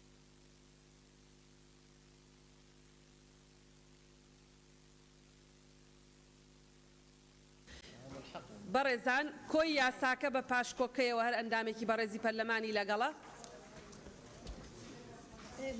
پاشکۆی ڕسمەکان بێت دەنگی پێ بدرێ ئەویش بەڕێزان هەر ئەندامێکی بەڕێزی پەرلەمانی لەگەڵە کۆی یاساکە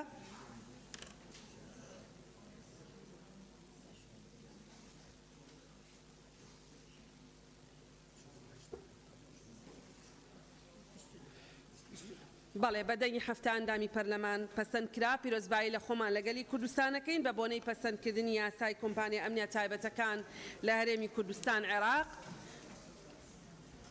زۆر سوپاس بۆ لیژنە تایبەتمەندەکان بەڕێزان لیژنەی یاسایی توانن بچنەوە شوێنی خۆیان و لیژنەی پەروەردە دێن ئێستا ئینەکان وەرەگری. بەڵێ دکتۆر ئیسماعیل ناوەکانە خوێنمەوە دکتۆر ئیسماعیل مامۆستا بووبەکر مژدەخان هەڵەسخان سەرچنارخان دکتۆر عوسمان گوڵستانخان کاک بەڵێن کاک عوسمان سێدەری کاک ڕزگار ڕووپاکخان کاک یاسین شیرینەمین کاک زکری کاک سیلوان کاک ڕیڤینگ دکتۆر ڕێبوار کاک جەلال مەم ئەسکەندەر کاک عەلی کاک دیاری. تۆم خوێنەوە کاک ڕزگار تۆشم خوێنەوە. بەڵێ بەڵێ نووسیم بەڵێ کاک ڕیڤینگ فەرموو. بناوێ خودێ بەڕێز سەرۆکی پەرلەمان بڕاستی وەکو لیژنا پێشمەرگە خوشحال بووین مە وێنێن شەهیدیان خۆ و ڕێزگرتن ناوە هەوڵە پەرلەمانی دەوسەر شەشەیە پەرلەمانی دیتن بۆ ئەمیا خۆش بوو جێوان بە حەشت بیتن ئینشەڵڵا سڵامەتی بۆ بریندارە دخوازین. دوو فەرمانە سەرۆکەتیە پەرلەمانی دوهەیە ئەم وەکو لیژنا پێشمەرگە و لیژنا شەهیدان چۆن سەردانت بنەماڵن سەربەرزن شەهیدا لە حەلەبجە و عەربەد و سەید سادق و سلەیمانیەژی سەرا بریندارە بڕاستی ئەوام ئەلوێرە دیتی ئەس حەزکەم هەندێکێکی بێژم دەبێت ئەم پەرلەمانتەر ئەم خەلکی کوردستانê ji pêşmerge û malbatên şehîda gelekê fêr bibin. Rastî qutabxanekan niştîmanî ye. Belkê ya pêşmerge her hindek serin pilayanekî vebin yên birîndariyên şehîd bes nafan malbata da hiç me tiştek pê ve diyar nekir. Tinê hestawan hesteka Kurdistanî bû niştîmanî bû. Tinê werawan hinda berz bû ku evêt man jî tu wê rêkê da xwe qurbanî bidin bo azadiya xelkê Kurdistanê û parastina xaka Kurdistanê. Berê serokka Perlemanê em hemî zanîn kem û kuriyên yên pêşmergey zor in. Belkê em neşên hemiya wasap raşkayî jî bêjin. Belê hem ji mehkemkirina sengera, hem ji çek û teqemenî, hem ji pêdawîstiyên lojistî, hem dermala, hem xanenişînî, hem pileberzî, em wekû lijna pêşmergel zorbeş, xaniqîn û heta sihêla, belkê hududên dî jî em ê digeriyan ew kem û kurî zor cara jî me yê dayne wezareta pêşmerge, me yê dayne cihêt perwendîdar, em ê li ger rûniştîn bes mixabin, zor wan jî dubare dibin. سێ ساڵە ئەمل vêreyne proje yasa بۆ rêzgirtina pêşmergên şoreşê pêşmergên dêrîn mixabin em neşayîne ji ber hebûna milmilanên siyasî bînîne vêrê. Dîsan rojek bû pêşmerga biryara yasayek me ya durust kirî سێ ساڵە lijna pêşmergeye em neşên bînîne nava holê ji ber hindê daxwazetken layyanên siyasî servan tişta koyk bin hizreka pêşmergatî berxwe bidinê. بله سپاس ڕڤین دقەیەکیش زیادەم دایتێ لەبەرەوەی ئێوە سەردانتان کردبوو داواکاریەکە چییە کاک ڕڤین؟ بله داواکاریە me ev ye harîkar bin gelmeda lijna pêşmerge gel cihetên biryarê hem li serokatiya herêmê hem li hikûmeta Herêma Kurdistanê Encûmenê Wezîran hem li wezareta pêşmerge kombûneka firawan bû me rêk bixin ku em bişên servankêm û kuriyê hêza pêşmergê Kurdistanê hem ya baxvîn û bigehîne biryarekê ev e daxwaza me ye. بەڵێ زۆر سوپاس ئێوە یادا شتێک بەڕێستان پێشکەشی سەرۆکایەتی بکەن ئێمە پێویستمان بە کۆبوونەوەیەکی فراوانی لەو شێوەیە کاک تۆ ڕێبوار دقەیە بەڕێزان وەناوی خوای گەورە میهرەبان بەڕێز سەرۆکی پەرلەمان بابەتێک هەیە ڕاستیەکەی بۆ تەمای نیگەرانی زۆرێک لە خەڵکیێش بابەتی نرخی گرانی نرخی نەخۆشخانە تایبەتەکانە دیارە مەشکوایە کە بەشێک لە هاوڵاتیان داوایان کردو ڕۆژانە قسە لەسەر و بابەتەکرێ ڕاستیەکەی ئەوەیە کە لە نەخۆشخانە تایبەتە ئەهلیەکان هەم نرخی خزمەت گوزاریەکان گران هەمیش مانەوە لەوێ نەخۆشخانە هەیە یەک شەومانەوە بە 1,500,000 دینارە من نازام ئەو خاوەنی ئەو نەخۆشخانانە کوردستان بە سوید و ئەمریکا و لەندەن تێگەیشتون ئاگەراوە بەرخورد بکەن لەگەڵ ئەو بابەتە تێگەیشتێکی هەڵە هەیە لەو بابەتە پێیان وایە هەچ کەسێک کە ڕوو لەم خەستەخانانە بکە نەخۆشخانە پێیان وایە خەڵکی دەوڵەمەندن کە ئەمە بەڕاستی تێگەیشتێکی هەڵەیە خەڵکێکی هەیە کە باری دارایی باشیش نییە بەڵام لە ناچاریە ڕەنگە قەرزیشی کرد بێ سەردانی ئەم نەخۆشخانەیە کرد بۆ من لێرە داواکەم بۆی کە باشتر ڕێک بخرێ و لە بەرژەوەندی گشتیا بێ بە تایبەتی نەخۆش لە هەرێمی کوردستان داواکەم ئەو بابەتە بە دوواداچوونی بۆ بکرێ بۆی بە شێوەیەکی باشتر ڕێک بخرێت. بەڵێ زامی نەبوو بەڵام خەمین گشتیە کاک بەڵێن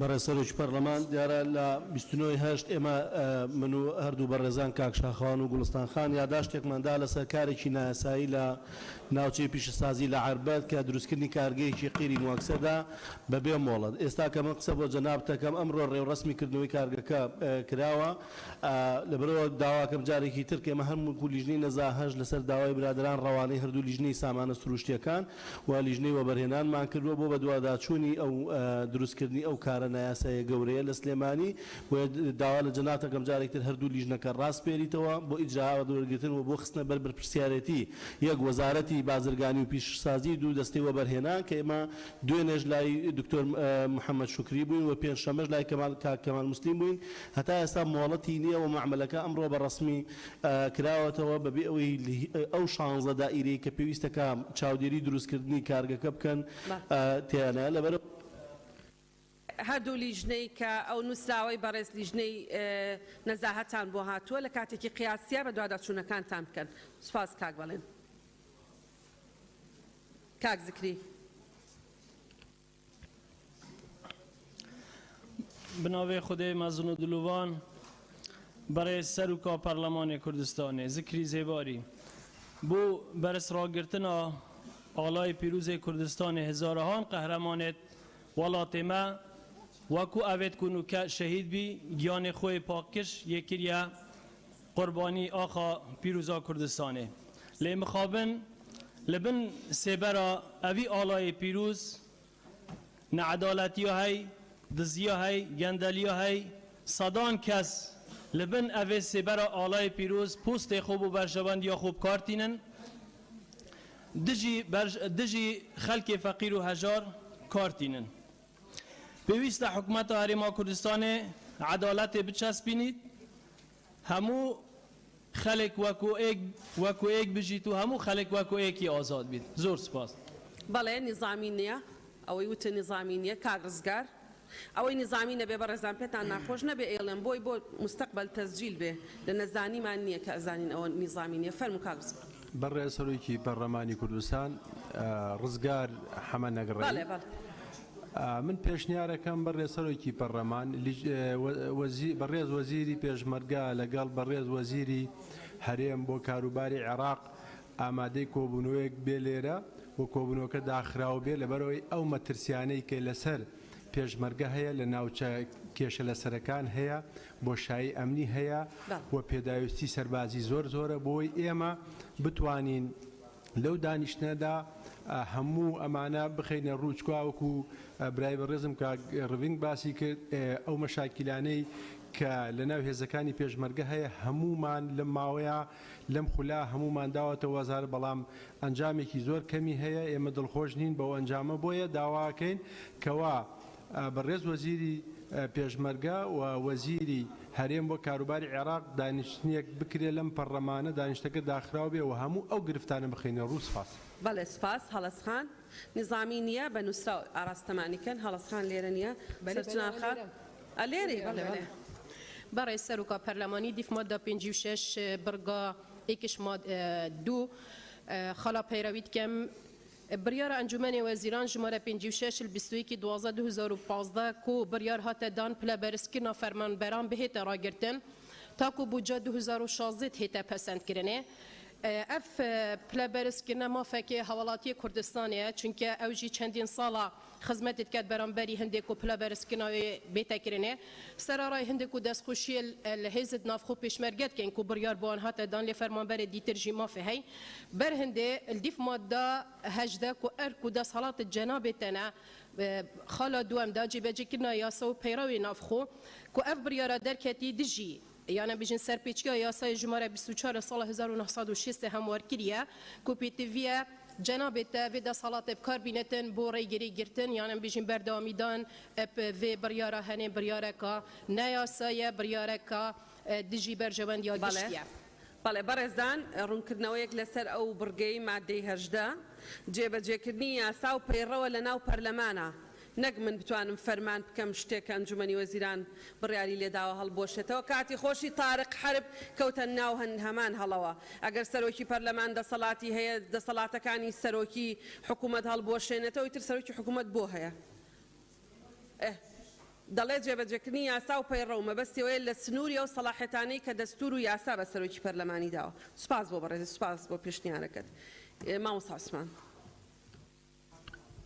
بناوی خوای بەخشندەی میهرەبان بەڕێز سەرۆکی پەرلەمان دەستخۆشی لە جەناب دەکەم وەکو تعلیقێک سەرەتا بەس تا خاڵە پەیڕەوەکەی دەڵێم بۆ ڕێزگرتن لە خوێنی شەهیدانی کوردستان و هەروە هەردوو لێژنەی تایبەتمەند هەم لێژنەی شەهیدان و هەمیش لێژنەی پێشمەرگە کە خزمەتی کەسوکار و شەهیدانیان کردووە بەڵام بەداخەوە جەنابەت لەگەڵ ناوی شەهیدەکان هەر لەو هەفتەیە عەقید مراد شەهید کرا و جەنابەت باست نەکرد داوا دەکەم ئێستا سانیەک بۆی هەستینەوە.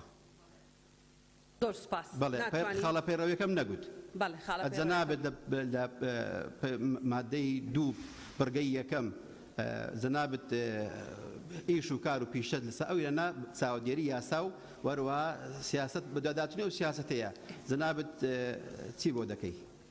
ئیشی من نییەوە حکوومەت لیژنەی تحقیقی داناوە بەداوەری بەڕێزان کاک مامۆستا عوسمان بەڵێ ڕۆحیان شاد بێ ئەوانەی کە لەو حادیسەیە توش بوون و عەقید مرادی دەڵێ هەمویان ڕۆحیان شاد بێ بە عەقید مرادیشەوە ڕۆحیان شاد بێ خوالیان خۆش بێ وەخواستە بوری کە سوکاریان بدا ئەم بابەتە پێویستی بە لێکۆڵینەوەیە جیاوازی هەیە لە نێوان ئەو شەهیدانەی هەمومانەزانین لە سەنگەر شەهید بوون لەگەڵ ئەو ئازیزانەی کە لەو ڕووداوە شەهید بوون یان پێ دوایە شەهید نییە سەرۆکی پەرلەمان ئەزاین چی مامۆستا عوسمان ئەم مناقەشەیە ڕێپێدراو نییە بۆ بەڕێز نقطة نظامية هم شهيديشن وهم مغدوريشن برا سروج أول رأي خود الله يفرم نقطة نظامية دبا زناب هلو استكتب بود وعروج بو ميجو زناب ما قصدك يا ناكي توش تكر بيني من وتوا خريكة دكي بشخصي فرمو والله ممكن بعشر لسه هذا استعمل لكاتي رسم مكان بس ناي كم بشر بله قول لا والله شخصيش نية بلام أول بود وعروج بو خود براسي نقطة نظامية فرمو قولستان خان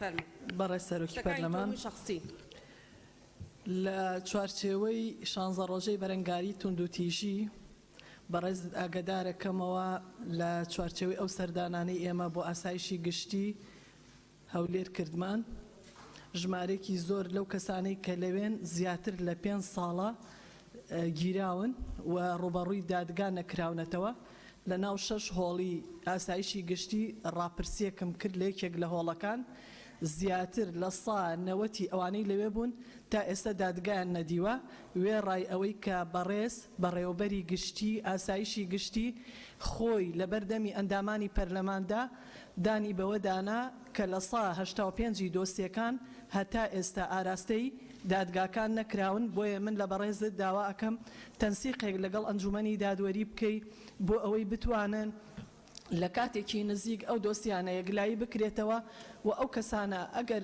دۆسیەکەیان بە ئاراستەی ئازادبوون بوو لەبەرەوەی هیچ تاویزێک نییە بۆیان بەشێکیان هەر هیچیان لەسەر نیێ و ماوەیەکی زۆر ماونەتەوە لەبەروی دۆسیەکە یەکلایی کاکمە مەسکەندەر بەڕێزان ئەوانە بە یاداش بدەن واللهی ئەوانە هیچیان نقطەی نظامی نین فەرموو کاکمە.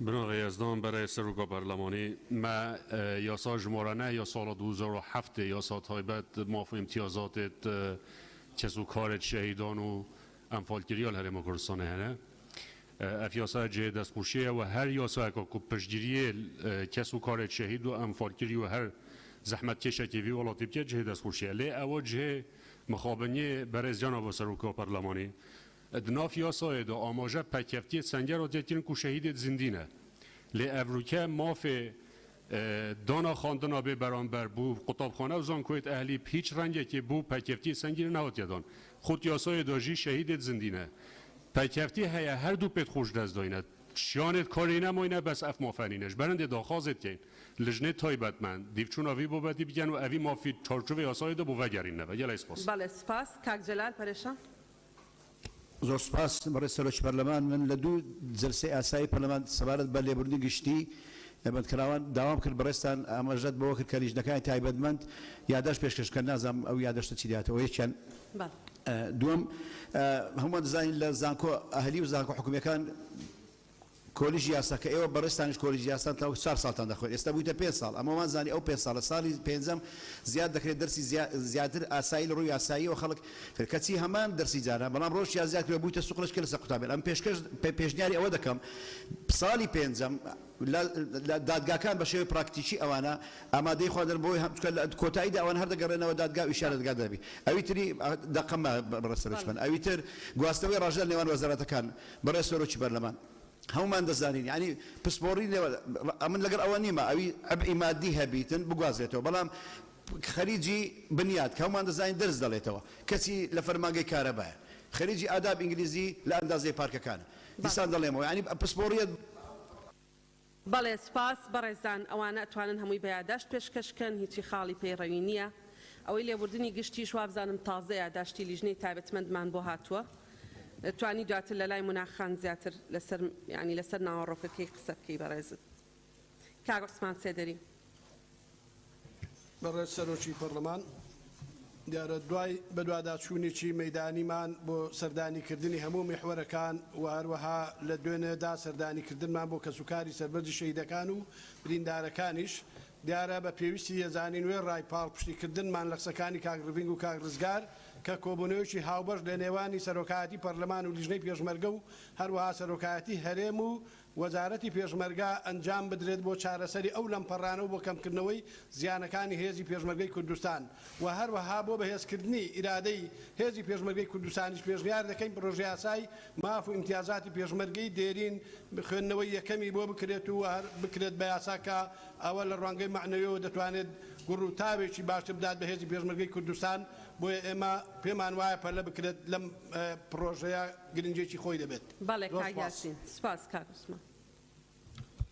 بەناوی خۆی گەورە و میهرەبان بەڕێز سەرۆکی پەرلەمان دیارەم بە حکومی ئەندامی لوزەی ناوخۆم و ئەندامی پەرلەمانی کوردستانم بەڵام نوێنەری خەڵکی ڕانیە دیارە ئێمە کە لە سەرەتا دروست بووین بۆی دروست بووین یاسا سەربەر بێ بەڵام بەداخەوە لە کوردستان یاسا سەربەر نییە ڕۆژی پێشەمە ئەو کارە ساتەی لە ڕانی قەوما یعنی لە هیچ شوێنێکی دنیادا نەبووە کەسێک هات چەند کەسانێکی لەوێ شەهید کرد من گرنگ ئەوە نییە چێ و چێ نییە گرنگ ئەوەیە ئەو کردەوەیە یعنی بەڕاستی نەسەرۆکایەتی هەرێم نەسەرۆکایەتی حکومەت نەسەرۆکایەتی پەرلەمان نەیەک ئەندام پەرلەمان هەتا بەرپرسێکی ئەو حکومەتە لەسەر ئەو کارە ساتە نەهاتە دەنگ یعنی ئیدانەیان نەکرد بەڕاستی ڕانیە بۆتە قەسابخانە بەڕێ سەرۆکی پەرلەمان یعنی ناکرێ کەسێک کە داوایەکی یاسایی لەسەر بێ ئەتۆ بۆ شێوازەی ڕەفتار بکەیت یعنی بەڕاستی ئێمە وەکو ڕانیەی بەڕاستی بێزار بین بەزەیمان بەخۆدا دێتەوە لە چاو ئەوەی کە لە زیاد هەموو شارەکان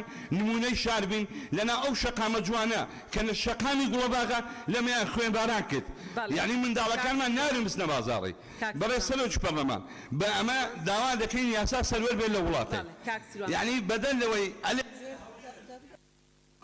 کاک سیروان یەک دقەیە کاک یاسی کاک سیروان بەرە سەرۆکی پەرلەمان من قسەکانم بە پێی پاڵپشت بە دەستوری عراقی ساڵی 2005 قساکەم بە پێی ئەو دەستوری عراقیە ئەڵێ هەموو هاوڵاتیەک مافی ژیانێکی شکۆمەندانە و شەرەفمەندانەیان هەیە و پێویستە لەسەر دام و دەستگای دەوڵەت ئەوەی بۆ دابینکە مەبەستی من لەوەیە بێگومان هەمومان نەزانین ماوەیەکی زۆرە هاوڵاتیانمان بە هەر هۆکارێک سەفەریان کردو کۆچیان کردووە لە سنوورەکانی بێلاڕووسیا و پۆڵەندا ئەچەوسێنەوە نەخواردن نەشوێنی گەرم تەعادایان لە یەکرێ هێرشیان لە یەکرێ من بەبیری جەنابتانێنمەوە پاپای فاتیکان دوێنێیان ئەمڕۆ لەو پەڕی دنیاوە ئەڵێت ئەم هاوڵاتیانە وەکو دامەی شەترەنج بەکارێنن بۆ مەبەستی سەربازی و سیاسی هەموو زۆرینەی و خەڵکانە داوای هاوکاریەکەن من نەزانم جەنابتان هەفتەی پێشووتر داوای ئەوەت کرد کە لژنێک پێک بێنێ و بچنە ئەوێ بە هەر هۆکارە بە لژنەکە نەچوبیان چۆنە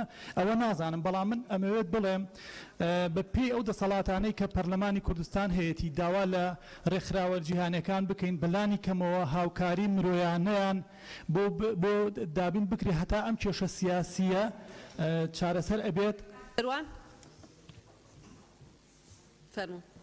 بە ناوی خدای گەورە و میهرەبان بەڕێز سەرۆکی پەرلەمان من پێشەکی هاوڕای برای بەڕێزم دکتۆر ڕێبوارم سەبارەت بە پێکهێنانی لێژنەیەک بۆ چارەسەری گرانی نرخی نەخۆشخانە ئەهلیەکان هەمووشمان دەزانین کە نەخۆشخانە گران یانی ئەوانەی کە گرانن زۆر هیکێن هەمووی هی بەرپرسە باڵاکانی هەرێمی کوردستانە ئەوە یەک دوو ئەوە ساڵێک و یەک مانگە دیسانیش دەڵێمەوە ینی بە گۆڕی شەیدان شەرم لە پێشمەرگە دەکەم شەرم لە ناوی پیرۆزی ئەوان دەکەم شەرم لە خانەوادەی سەربەرزی شەیدان دەکەم چونکە پێشمەرگە بووم هاتوومەتە پەرلەمان بەڕێز سەرۆکی پەرلەمان ئەوە چەندەمین جارە مایک بکەمەوە بە هەمووتان بڵێم بکەن بە خاتری خوددا بەرگری لە پێشمەرگە بکەن دقەیەک مەوەستن بۆیان ڕێز لە مردنیان مەگرن کە زیندون با ڕێزیان بگرین باشە بۆ 21 بە حەفت لە کوردستان هەبێت بۆ خاتری خوا سەمە سەردانی چەندەمین جارە لێژنە با پێک بێندرێت زوڵم لە پێشمەرگە دەکرێت زوڵم لە پێشمەرگە دەکرێت ئەمن ئەگەر پێشمەرگە بووم کە زیندوو بووم ڕێزم بگرن کە مردم فەرمێسکی تیمساحیم ناوێ بەڕاستی شیرین خان فەرم ماوەم بە بەڕێز سەرۆکی پەرلەمان کاک سەروان یەک دقەیە فەرموو شیرین خان بە ناوی خوای گەورە و میهرەبان بەڕێز سەرۆکی پەرلەمان ئاماژە بە یاسای ژمارە 11 ساڵی 2010 یاسای ڕێخستنی خۆپیشاندان دەرئەنجامی خۆپیشاندان لە باڵێ ناوچەکانی هەرێمی کوردستان لەسەر دەستی فێرخوازان لە زانکۆ پەیمانگاکان و پاش کۆتای هاتن بە خۆپیشاندان بەداخەوا لەلایەن هێزە ئەمنیەکانەوە بەدر لە یاسا بەرکارەکان و بەدر لەوەی کە بەپێی فەرمانی دادگا و یاسا ژمارەیەک چالاکوان و خۆپیشاندەر بە شێوەیەکی ڕەشبگیرانە دەستگیر کراون و من بۆ خۆم بە دوواداچوونم کردووە یعنی هیچ مادە و هیچ یاسایەک نییە بەو شێوازە و بەو مادانە کە ئاماژەی پێ بکرێت کە ئەو کەسانە دەستگیر کراون یعنی بەداخەوە چالاکوانی وا دەستگیر کراوە تۆمەتەکەی ئەوەیە کە لە کاتی خۆپیشاندانە ڕستمی لەگەڵ کەسایەتیەکدا گرتووە و سەرباری ئەوەش کە دەبینی بەو شێوازە کە هێز دەجوڵێنرێت بەرامبەر بە خۆپیشاندەر بەرامبەر بە چالاکوان بەرامبەر بە خەڵکی ئازادی خواست دەبینین لە ناوچە کێشە لەسەرەکان لە ناوچە کوردستانەکان لەو سنوورانە من بۆ خۆم هەر بە پێی مادەی 58 پرسیارم ئاڕاستان لە بەرگەی ئەوە مناقەشەی بابەتە دەکرێت سەرچنار خان فەرم زۆر سوپاس گیان زۆر سوپاس بەڕێز سەرۆکی پەرلەمان بەڕێز سەرۆکی پەرلەمان بەپێی دیباجەی دەستوری عێراقی بریندارانی هەڵەبجە بەڵگەیەکی زیندوی جینۆسایدی گەلەکەمانە. ئێستا ئەگەر جەنابتان ئاگادار بن بریندارانی هەڵەبجەی یعنی بە تایبەتی هەڵەبجە و شارەکانی تریش لە بارودۆخێکی زۆر خراپان، یعنی خەریکە تەحمولیان نامێنێت، هیچ چارەسەرێکیان بۆ ناکرێت نە لە دەرەوە نە لە ناوەی هەرێم. هەردوو وەزارەتی تەندروستی لەگەڵ وەزارەتی کاروباری شەهیدانە ئیهمالیان کردوون، یعنی بەدەم داواکانیانەوە ناڕۆن. حتا ئەو یاسای چاکسازی خەریکە منحەکانیشیانە بڕێکە بۆ چارەسەر بەکارێنان ئەو پارەیە. لەبەرەوە من داوا لە جەناب دەکەم هەردوو لیژنەی کاروباری شەهیدان لەگەڵ لیژنەی تەندروستی ڕابسپێری بۆی بچنە هەڵەبجەوە بە دوواداچوون بۆ کاروباری بۆ ژیانی ناڕەحەتی ئەو بەرکەوتوانە بکەن کە هەم لەلایەن حکوومەتەوە هیمالکراون، هەم یعنی ئیتر توانایشیان نەماوە لەوە زیاتر با گرفتەکان لەوە زیاتر گەورە نەبێت بە دوواداچوونی بۆم بابەتە بکەن. سوپاسانە. سپاس بە یادداشتێکی نووسراوبی دەرەسەرۆکاتی بۆی ئێمە قسە لەگەڵ هەردوو لیژنە بکەین. مژدە خان فەرموو. بەنای خی گەورە بەڕێ سەرۆکی پەرلەمان ئەوەی کە جێگەی باسە ئێستا قۆمخۆیەکێ لە تۆڕە کۆمەڵایەتەکان سەبارەت بەوەی کە داهاتی نەود لەلایەن پارتی و داهاتی ناخۆلایانی چێتیەوە ناگەڕێنرێتەوە بۆ وەزارەتی دارایی کە هەردووکیان هیکەلێتی حکوومەتەکە پێک دێن کە سەرۆک و جێگیری حکوومەتەکەن داوا لە بەڕێستان دەکەم خەڵک بەوە مەشغوڵ نەکرێ لیژنەی تایبەتمان ڕاست بێرن سەبارەت بە لێکۆڵینەوە لەو بابەتە. خاڵی دووەمیشم ئەوەیە ئەو ڕۆیاداشتێک پێشکەش دەکەین سەبارەت بە برا پێشمەرگەکانمان کە ئەو زرێپۆش و ئەو چەکانەی کە لە ناو شارەکاندا ماڵە بەرپرسی پێدەپارێزرێ یاخود ئەو هێزانی کە بە خۆپشاندەرەکان بەکاردەهێنێ و دەهێنرێتە شەقام ببرێتەوە بەرەکانی جەنگ بۆ ئەوەی برا پێشمەرگەکانمان چی دیکە شەهید نەبن. سەرۆکی پەرلەمانیەک پرسیارمەیەویش ئەوەیە کە خانەنشینی هێزەکانی ناوخۆ بۆچی ناخرێتە بەرنامەی کارەوە و نایەتە پەرلەمانەوە عەزیز نەبێ و سەبارەت بە پێوەری ئەو هەموو مانگێ دەمێکە یادداشتراوە هەموو مانگێ خەڵک باجی لەسەر زیاد دەبێ، هەموو مانگێ سزای لەسەر زیاد دەبێ. ئەخر ئەو هەموو سەبارەتە لە یەک دقەیان نابێت. سەرۆکی پەرلەمان چەندێکم کۆمەڵک یادداشتمان وامیان نەدێ و یاد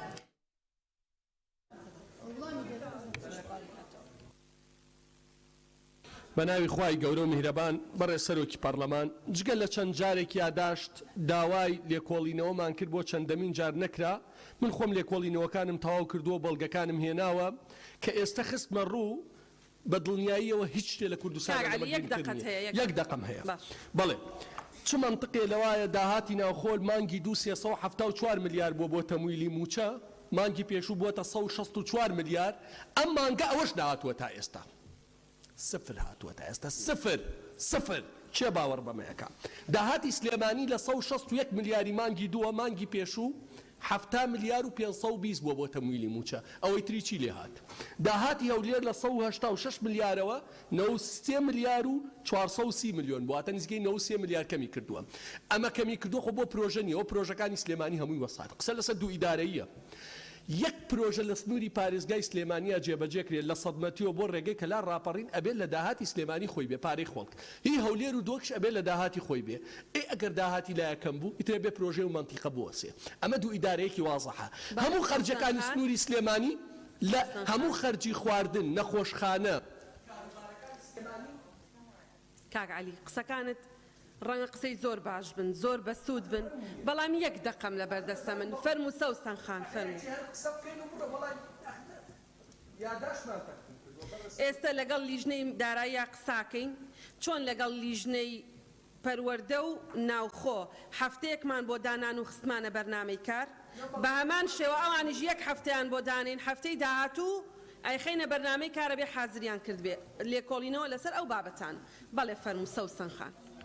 بەڕێز سەرۆکی پەرلەمان من وێڕای پشتیوان لە قسەکانی کاک ڕەڤینگ و کاک عوسمان بۆ دانانی دانیشتنێکی تایبەت بۆ بانگێشکردنی وەزیری پێشمەرگە بۆ تاوتوێکردنی بارودۆخی پێشمەرگە و سەنگەرەکان داوا دەکەم کە قسەکانی کاک عوسمان کە ئەندامی لێژنەی یاساییە لە پرۆتۆکۆل بسڕێتەوە، چکە بەڕاستی ڕێزگرتن لە شەهیدانی کوردستان واجبی سەرشانی هەموو گەلی کوردستانە، نەخاسمە ئەو شەهیدانەی کە لە سەنگەرەکانی بەرگری لە خاک و وڵات و نیشتیمان شەهید بوون و گیانی خوان کردوتە قوربانی و بوونە قەلغان بۆ وڵات و هاوڵاتیانی کوردستان بۆیە ناکرێت شەهیدەکانمان کە لە جەبهە شەهید دەبن بخرێنە پاڵ ئەو کەسانە کە فەرمانی گرتنیان هەیە و ئەمەش جێگای قبولکردن نییە کە ئەندامێکی لێژنەی شەهیدان بڵێت نابێت ڕێزیان لێ بگیرێت بۆیە داوا دەکەم قسەکانی لە پرۆتۆکۆل بسڕێتەوە چکە ڕێزگرتن لە گیانی پاکی شەهیدان ئەوە واجبی سەرشانی هەمومانە چ خاسمە پەرلەمانی کوردستان. زۆر سپاس.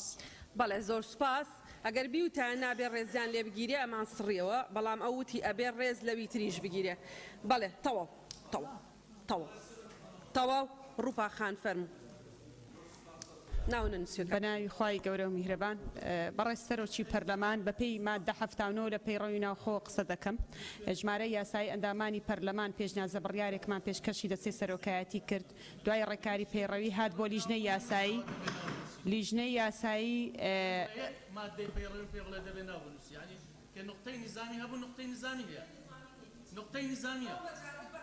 مەجالەی مەجالتانەدەم وەکو ئەو 15 دقەیەیە کە لە ئەنجومەنی نوێنەرانی عێراقدا ئەنرێ بۆ عرضکردنی خەمەکانی خەڵکو و شئونی عامە ئەگینا نقطەی نظامی لە 50 کەس کە قسا کاسیانە نقطەی نظامی فەرموو تەواو تەواو ناوتانە نووسم بەس بۆی تەنفیسێکە و قسەی خۆتان کە نەگینا نقطەی نظامی ئەگەر ئەوەنە نقطەی نظامی لەسەر ئێمە هەبێ هەر نابێت جەلسە بکەین. فەرموو ڕووپاخە خۆشتان نەزانین لە کۆبوونەوەی سەرۆکایەتی فراکسیۆنەکانیشە ئیقراری ئەوەت کرد کە بەڵێ ئەزانم نقطەی نظامی نییە بەڵام ئێمە وەکو ئۆپۆزیسیۆن بەس ئەومان لەبەردەستە. فەرموو بەڕێز سەرۆکی پەرلەمان فەرموو بەپێی مادە 79 لیژنەی بەپێی مادە 79 لیژنەی یاسایی بەڕاستی و نقطەی نظامی شێ دەبێت لەسەر نقطەی نظامی قسە بەپێی مادە 79 لە لیژنەی یاسایی پێشنیازە بڕیارەکە بۆ ڕەخساندنی هەلی کار بۆ کرێکارانی خۆماڵی نێردرا بۆ دەستەوە بەرهێنان و وەزارەتی تایبەتمەند بەڵام لە وەرزی ڕابردوو نێردراوە تا ئێستا وەڵامەکەی نهاتۆتەوە بە چ پێوەرێک مامەڵە لەگەڵ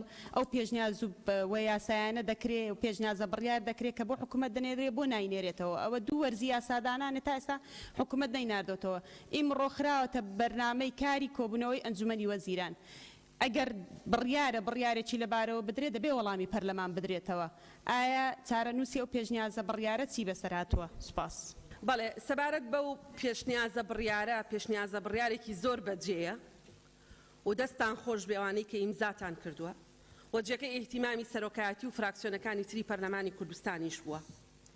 بەڵام بەرمەبنای یاسابەرکارەکان لە هەرێم و بە دیاریکراوی یاسای کار کە هیچ ڕێگریەک نییە لەوەی ئەنجومەنی وەزیران بڕیار بدا ئەوان خۆیان بڕیاریان داوە لە 1975 بە ئیجباری ئەبێ کرێکاری خۆماڵی بێ.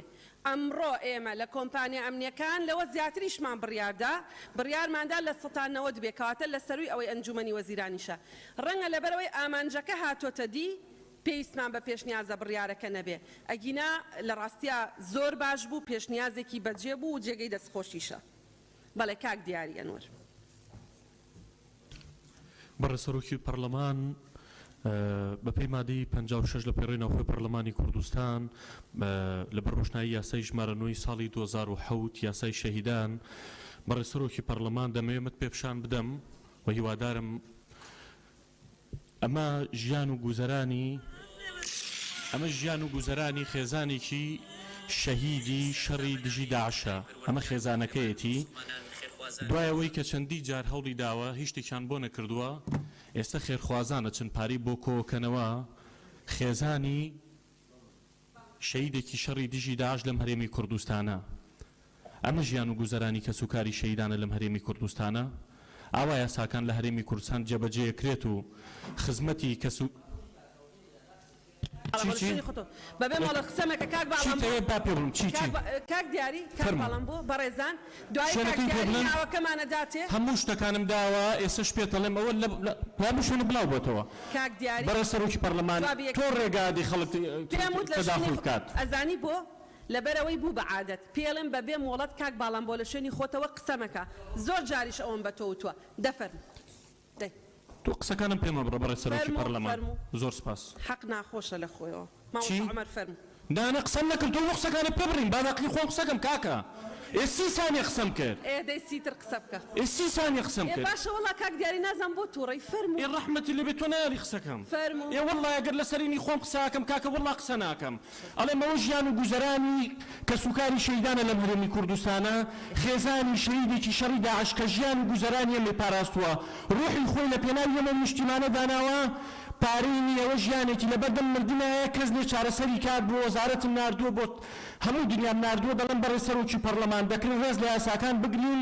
ناکرێت بەم جۆرە خزمەتی کەسوکاری سەربەرزی شەیدان بکەین لەم هەرێمی کوردستانە ئەمە قسەکەمێتر بۆ پێمە بڕن زۆر باشە قسەکەت ڕاستەکەی ناوەکەمان بدەرێ بە لیژنەی پێشمەرگاڵین بە دواداچوون بکەن دڵنیابە مامۆستا عومەر فەرموو شەهیدان ئاخر شەهید کەسوکارەکەیت باشەتەوە باش ناوەکەمان بدەرێ دێنە لیژنەی شەهیدان بۆی بە دواداچوون بکە تەوە بەڕەسمی بمان دەرێ بڵێ ناوی فلانە لە فلان شوێنە سەوسەن خان و ڕەفیقەکانی لە لیژنە ڕاستپێرین مامۆستا عومەر فەرموو بەناوی خۆی بەخشندەی مێرەبان بەڕێز سەرۆکی پەرلەمان بەداخەوە ئێستا دۆخی تاڵانی گەندەڵی خراپ بەکارهێنان دەست بە سەراگرتنی داهاتی هەرێمی کوردستان گەشتۆتە ئاستێک وەزیرەکانی حکوومەت بەیاننامە لەسەر یەک دەرەکەن لە کاتێکە هەزاران هاوڵاتی لە دۆخێکی برسێتی و هەژاریان یەکەمەکانی زانکۆ چاوەڕێی دامەزراندن فەرمانبەرانی گرێبەست چاوەڕێن وانە بێژان چاوەڕێن پلە بەرزکردنەوە 5 ساڵەوە ساوە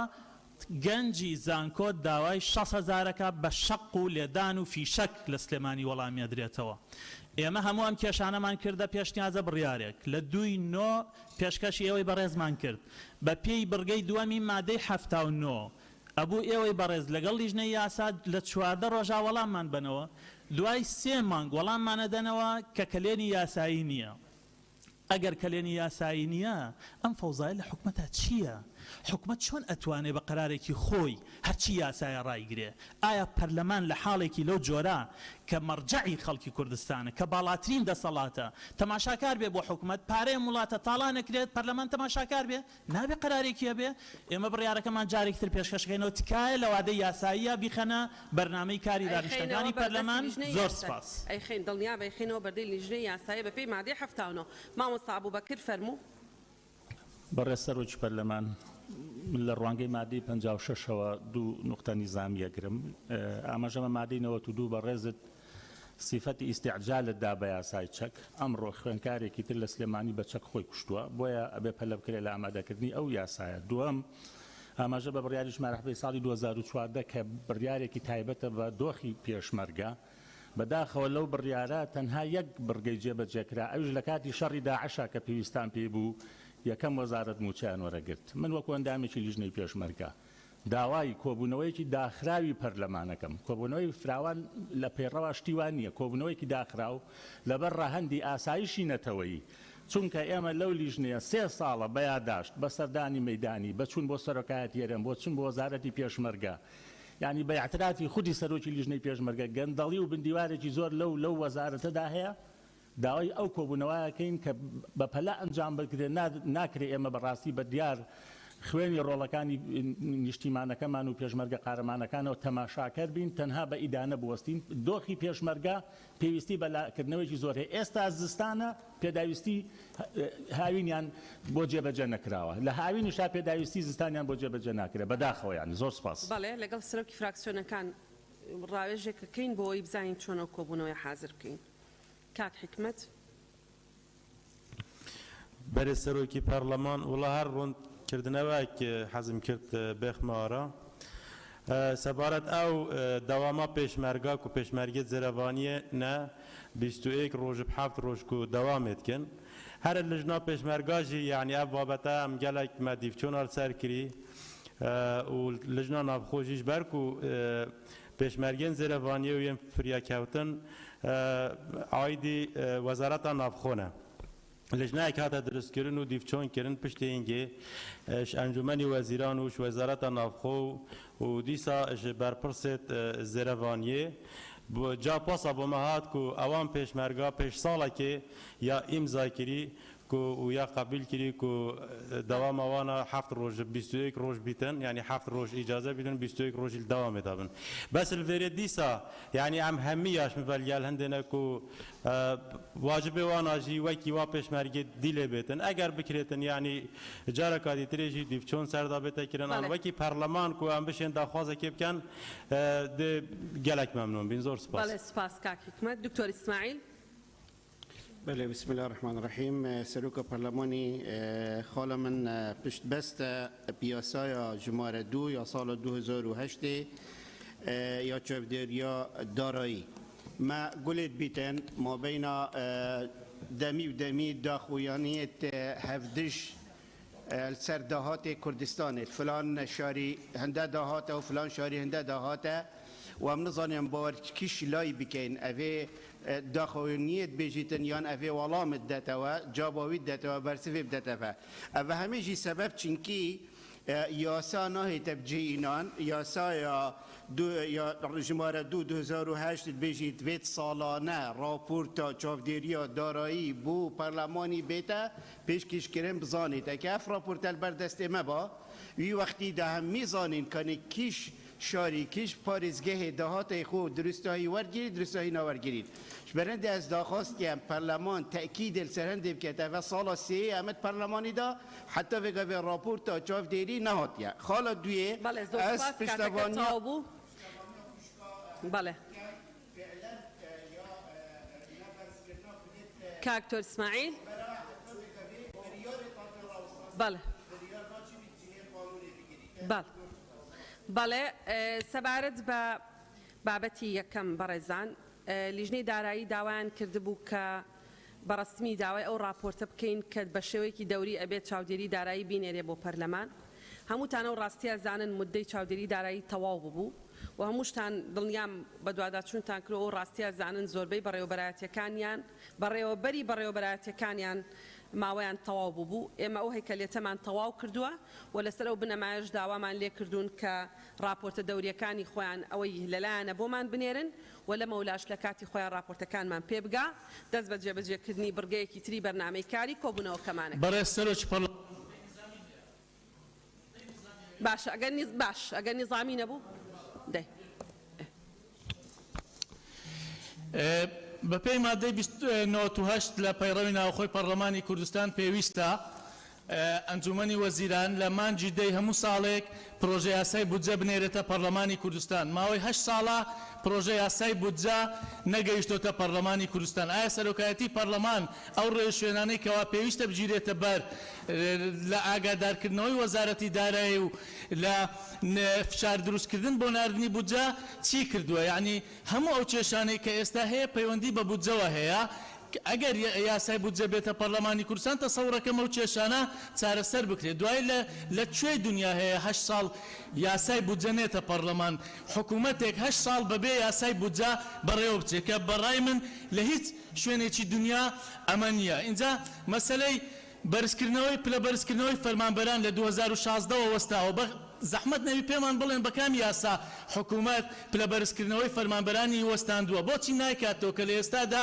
وەزعی دارایی هەرێمی کوردستان بە شێوەیەکی بەرچاو باش بووە بەڵێ ڕاگررتنی پلە بەرزکردنەوە بەبێ یاسا نایاساییە سەبارەت بەوەی کە سەرۆکاتی پەرلەمان چی کردووە ئەو ئەرکەی کە لە ناو ئەم پەیڕەوە پێمان سپێرداوە ئێمە وەکو خۆی جێبەجێمان کردووە و ئەگەرەتەوێ بزانانی ئەو نووساوانەی کە سەرۆکاتی پەرلەمان ئاراستەی حکوومەتیان کردووە بۆ مەبەستی بودجە بۆ مەبەستی ژمێرەی کۆتایی ساڵانە و داوای ڕوونکردنەوە لە وەزارەتی دارایی ئەتوانی سەردانی نووسینگەی ئێمە بکەی بۆ ئەوەی نووسراوەکانت بدەینێ بەڕێزان دەست بە جێبەجێکردنی بڕگەیەکی تری بەرنامەی کاری کۆبوونەوەکەمانەکەین بەڵێ کەبریتیە لە خستنە ڕووی بە دوواداچوونی هەردوو لیژنەی ناوخۆ و ئاسایش و ئەنجومەنە خۆجیەکان و لیژنەی پەروەردە و خوێندنی باڵا و توێژینەوەی زانستی سەبارەت بە خۆپیشاندانی خوێندکاران دەرفەتیان پێدەین بۆ ئەوەی راپۆرتەکان بخوێننەوە سەرۆکایەتی پەرلەمانی کوردستان بابەت راپۆرتی لیژنەی هاوبەش بە بڕیاری سەرۆکایەتی پەرلەمانی کوردستان لە دانیشتنی ژمارە 8 لە ڕێکەوتی 23/11/2021 بڕیار درا بە پێکێنانی لێژنەیەکی هاوبەش لە هەردوو لیژنەی ناوخۆ ئاسایش و ئەنجومەنە خۆجێیەکان و لیژنەی پەروەردە و خوێندنی باڵا بۆ بە دواداچوونی کێشە و گرفتەکانی خوێندکاران و هۆکاری دروستبوونی ئاڵۆزی لە نێو خۆپیشاندانی خوێندکاران لە چوارچێوەی ئەم ئەرکە پەرلەمانیەدا لیژنەکە ڕاست پێدراوە لە ڕێکەوتی 29/11 دەست بە ئەنجامدانی کارەکانی کرد. سەرەتا لیژنە ڕاست پێدرا سەردانی پارێزگای سلێمانی بکات لەگەڵ بەڕێزان پارێزگاری سلێمانی و سەرۆکی زانکۆکانی سلێمانی و زانکۆی پۆلۆتەکنیکی سلێمانی و بەڕێوەبەری ئاسایشی سلێمانی و بەڕێوەبەری پۆلیسی سلێمانی کۆبەوە لێکۆڵینەوە و چۆنیەتی دەستپێکردنی خۆپیشاندان و دروستبوونی ئاڵۆزیەکان کرا.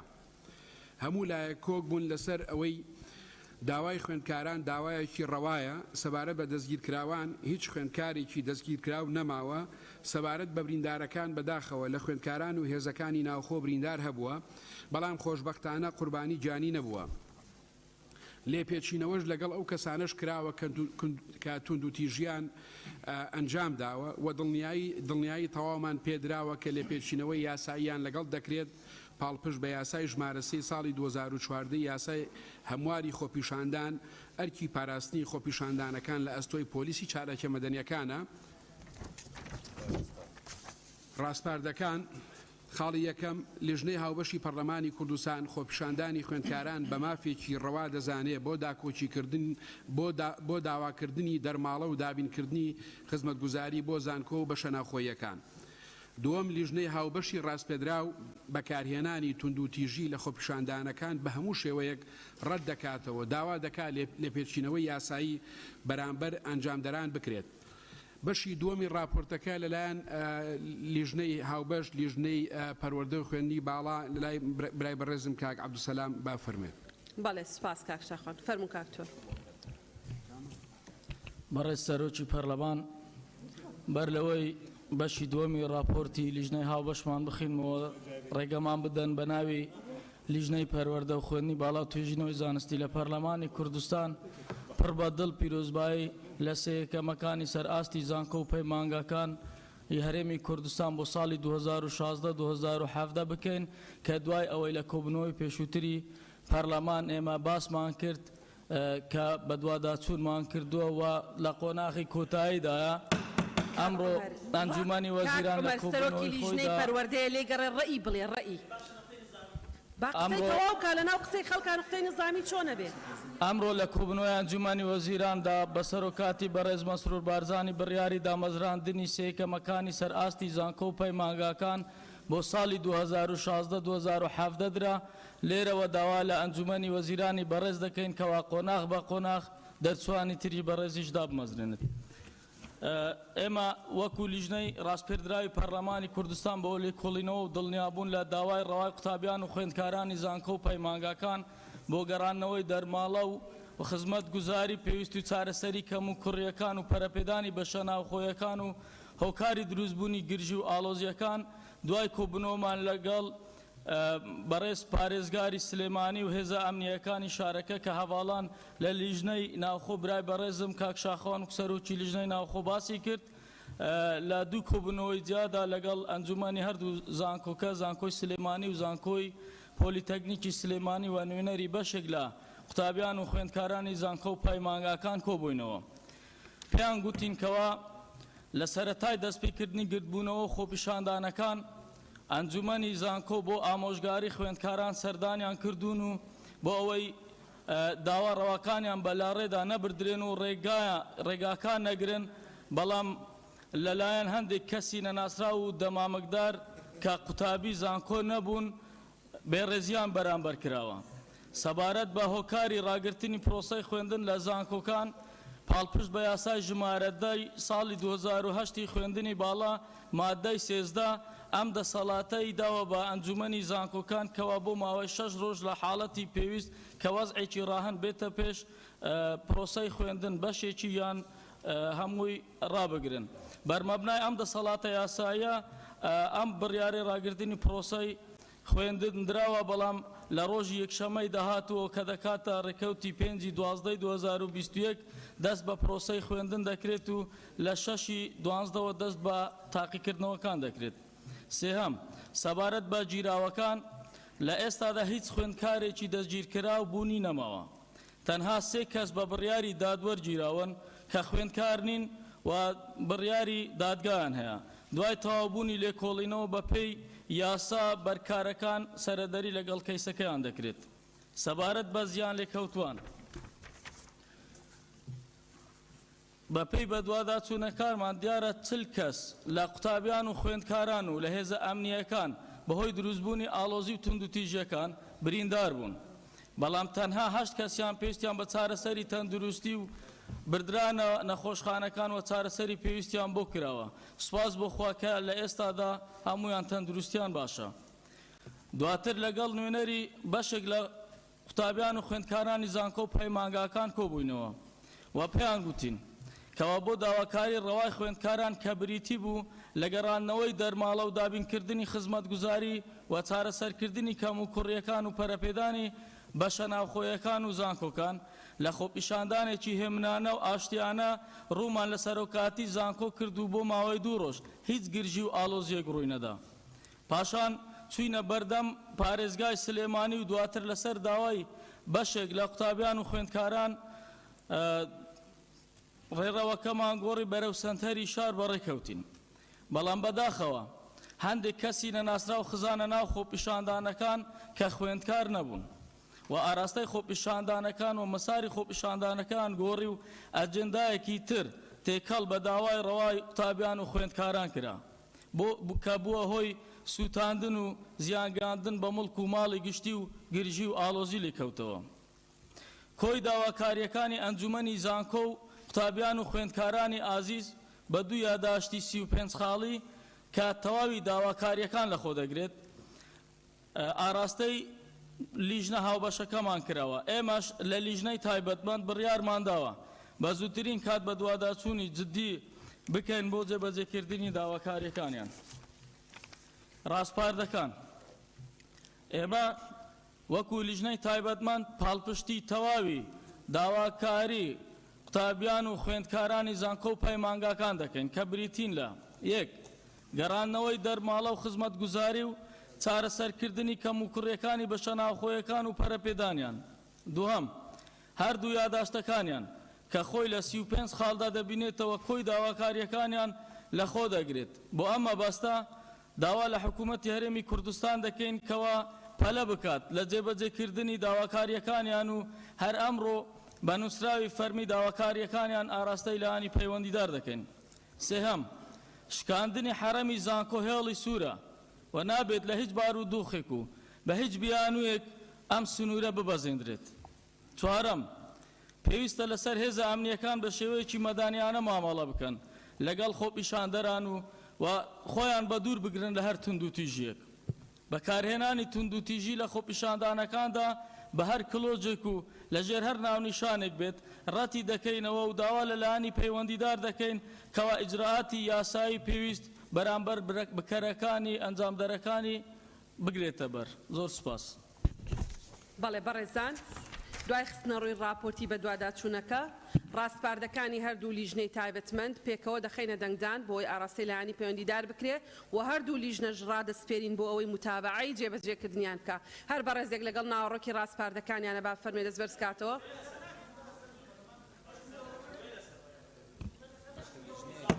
بابەوە لیژنەمان ناردووەوە ڕێی لیژنەیە ڕاستپاردەکانی هەردوو لیژنە ڕاستپاردەی پەرلەمانی کوردستانە هەر بەڕێزێک لەگەڵ ڕاستپاردەکانیانە با دەست بەرزکاتەوە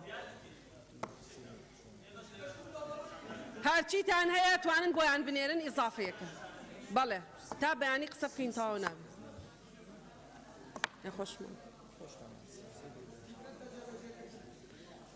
لیژنەکان متابعەی جێبەجێکردنیکەن بەڵێ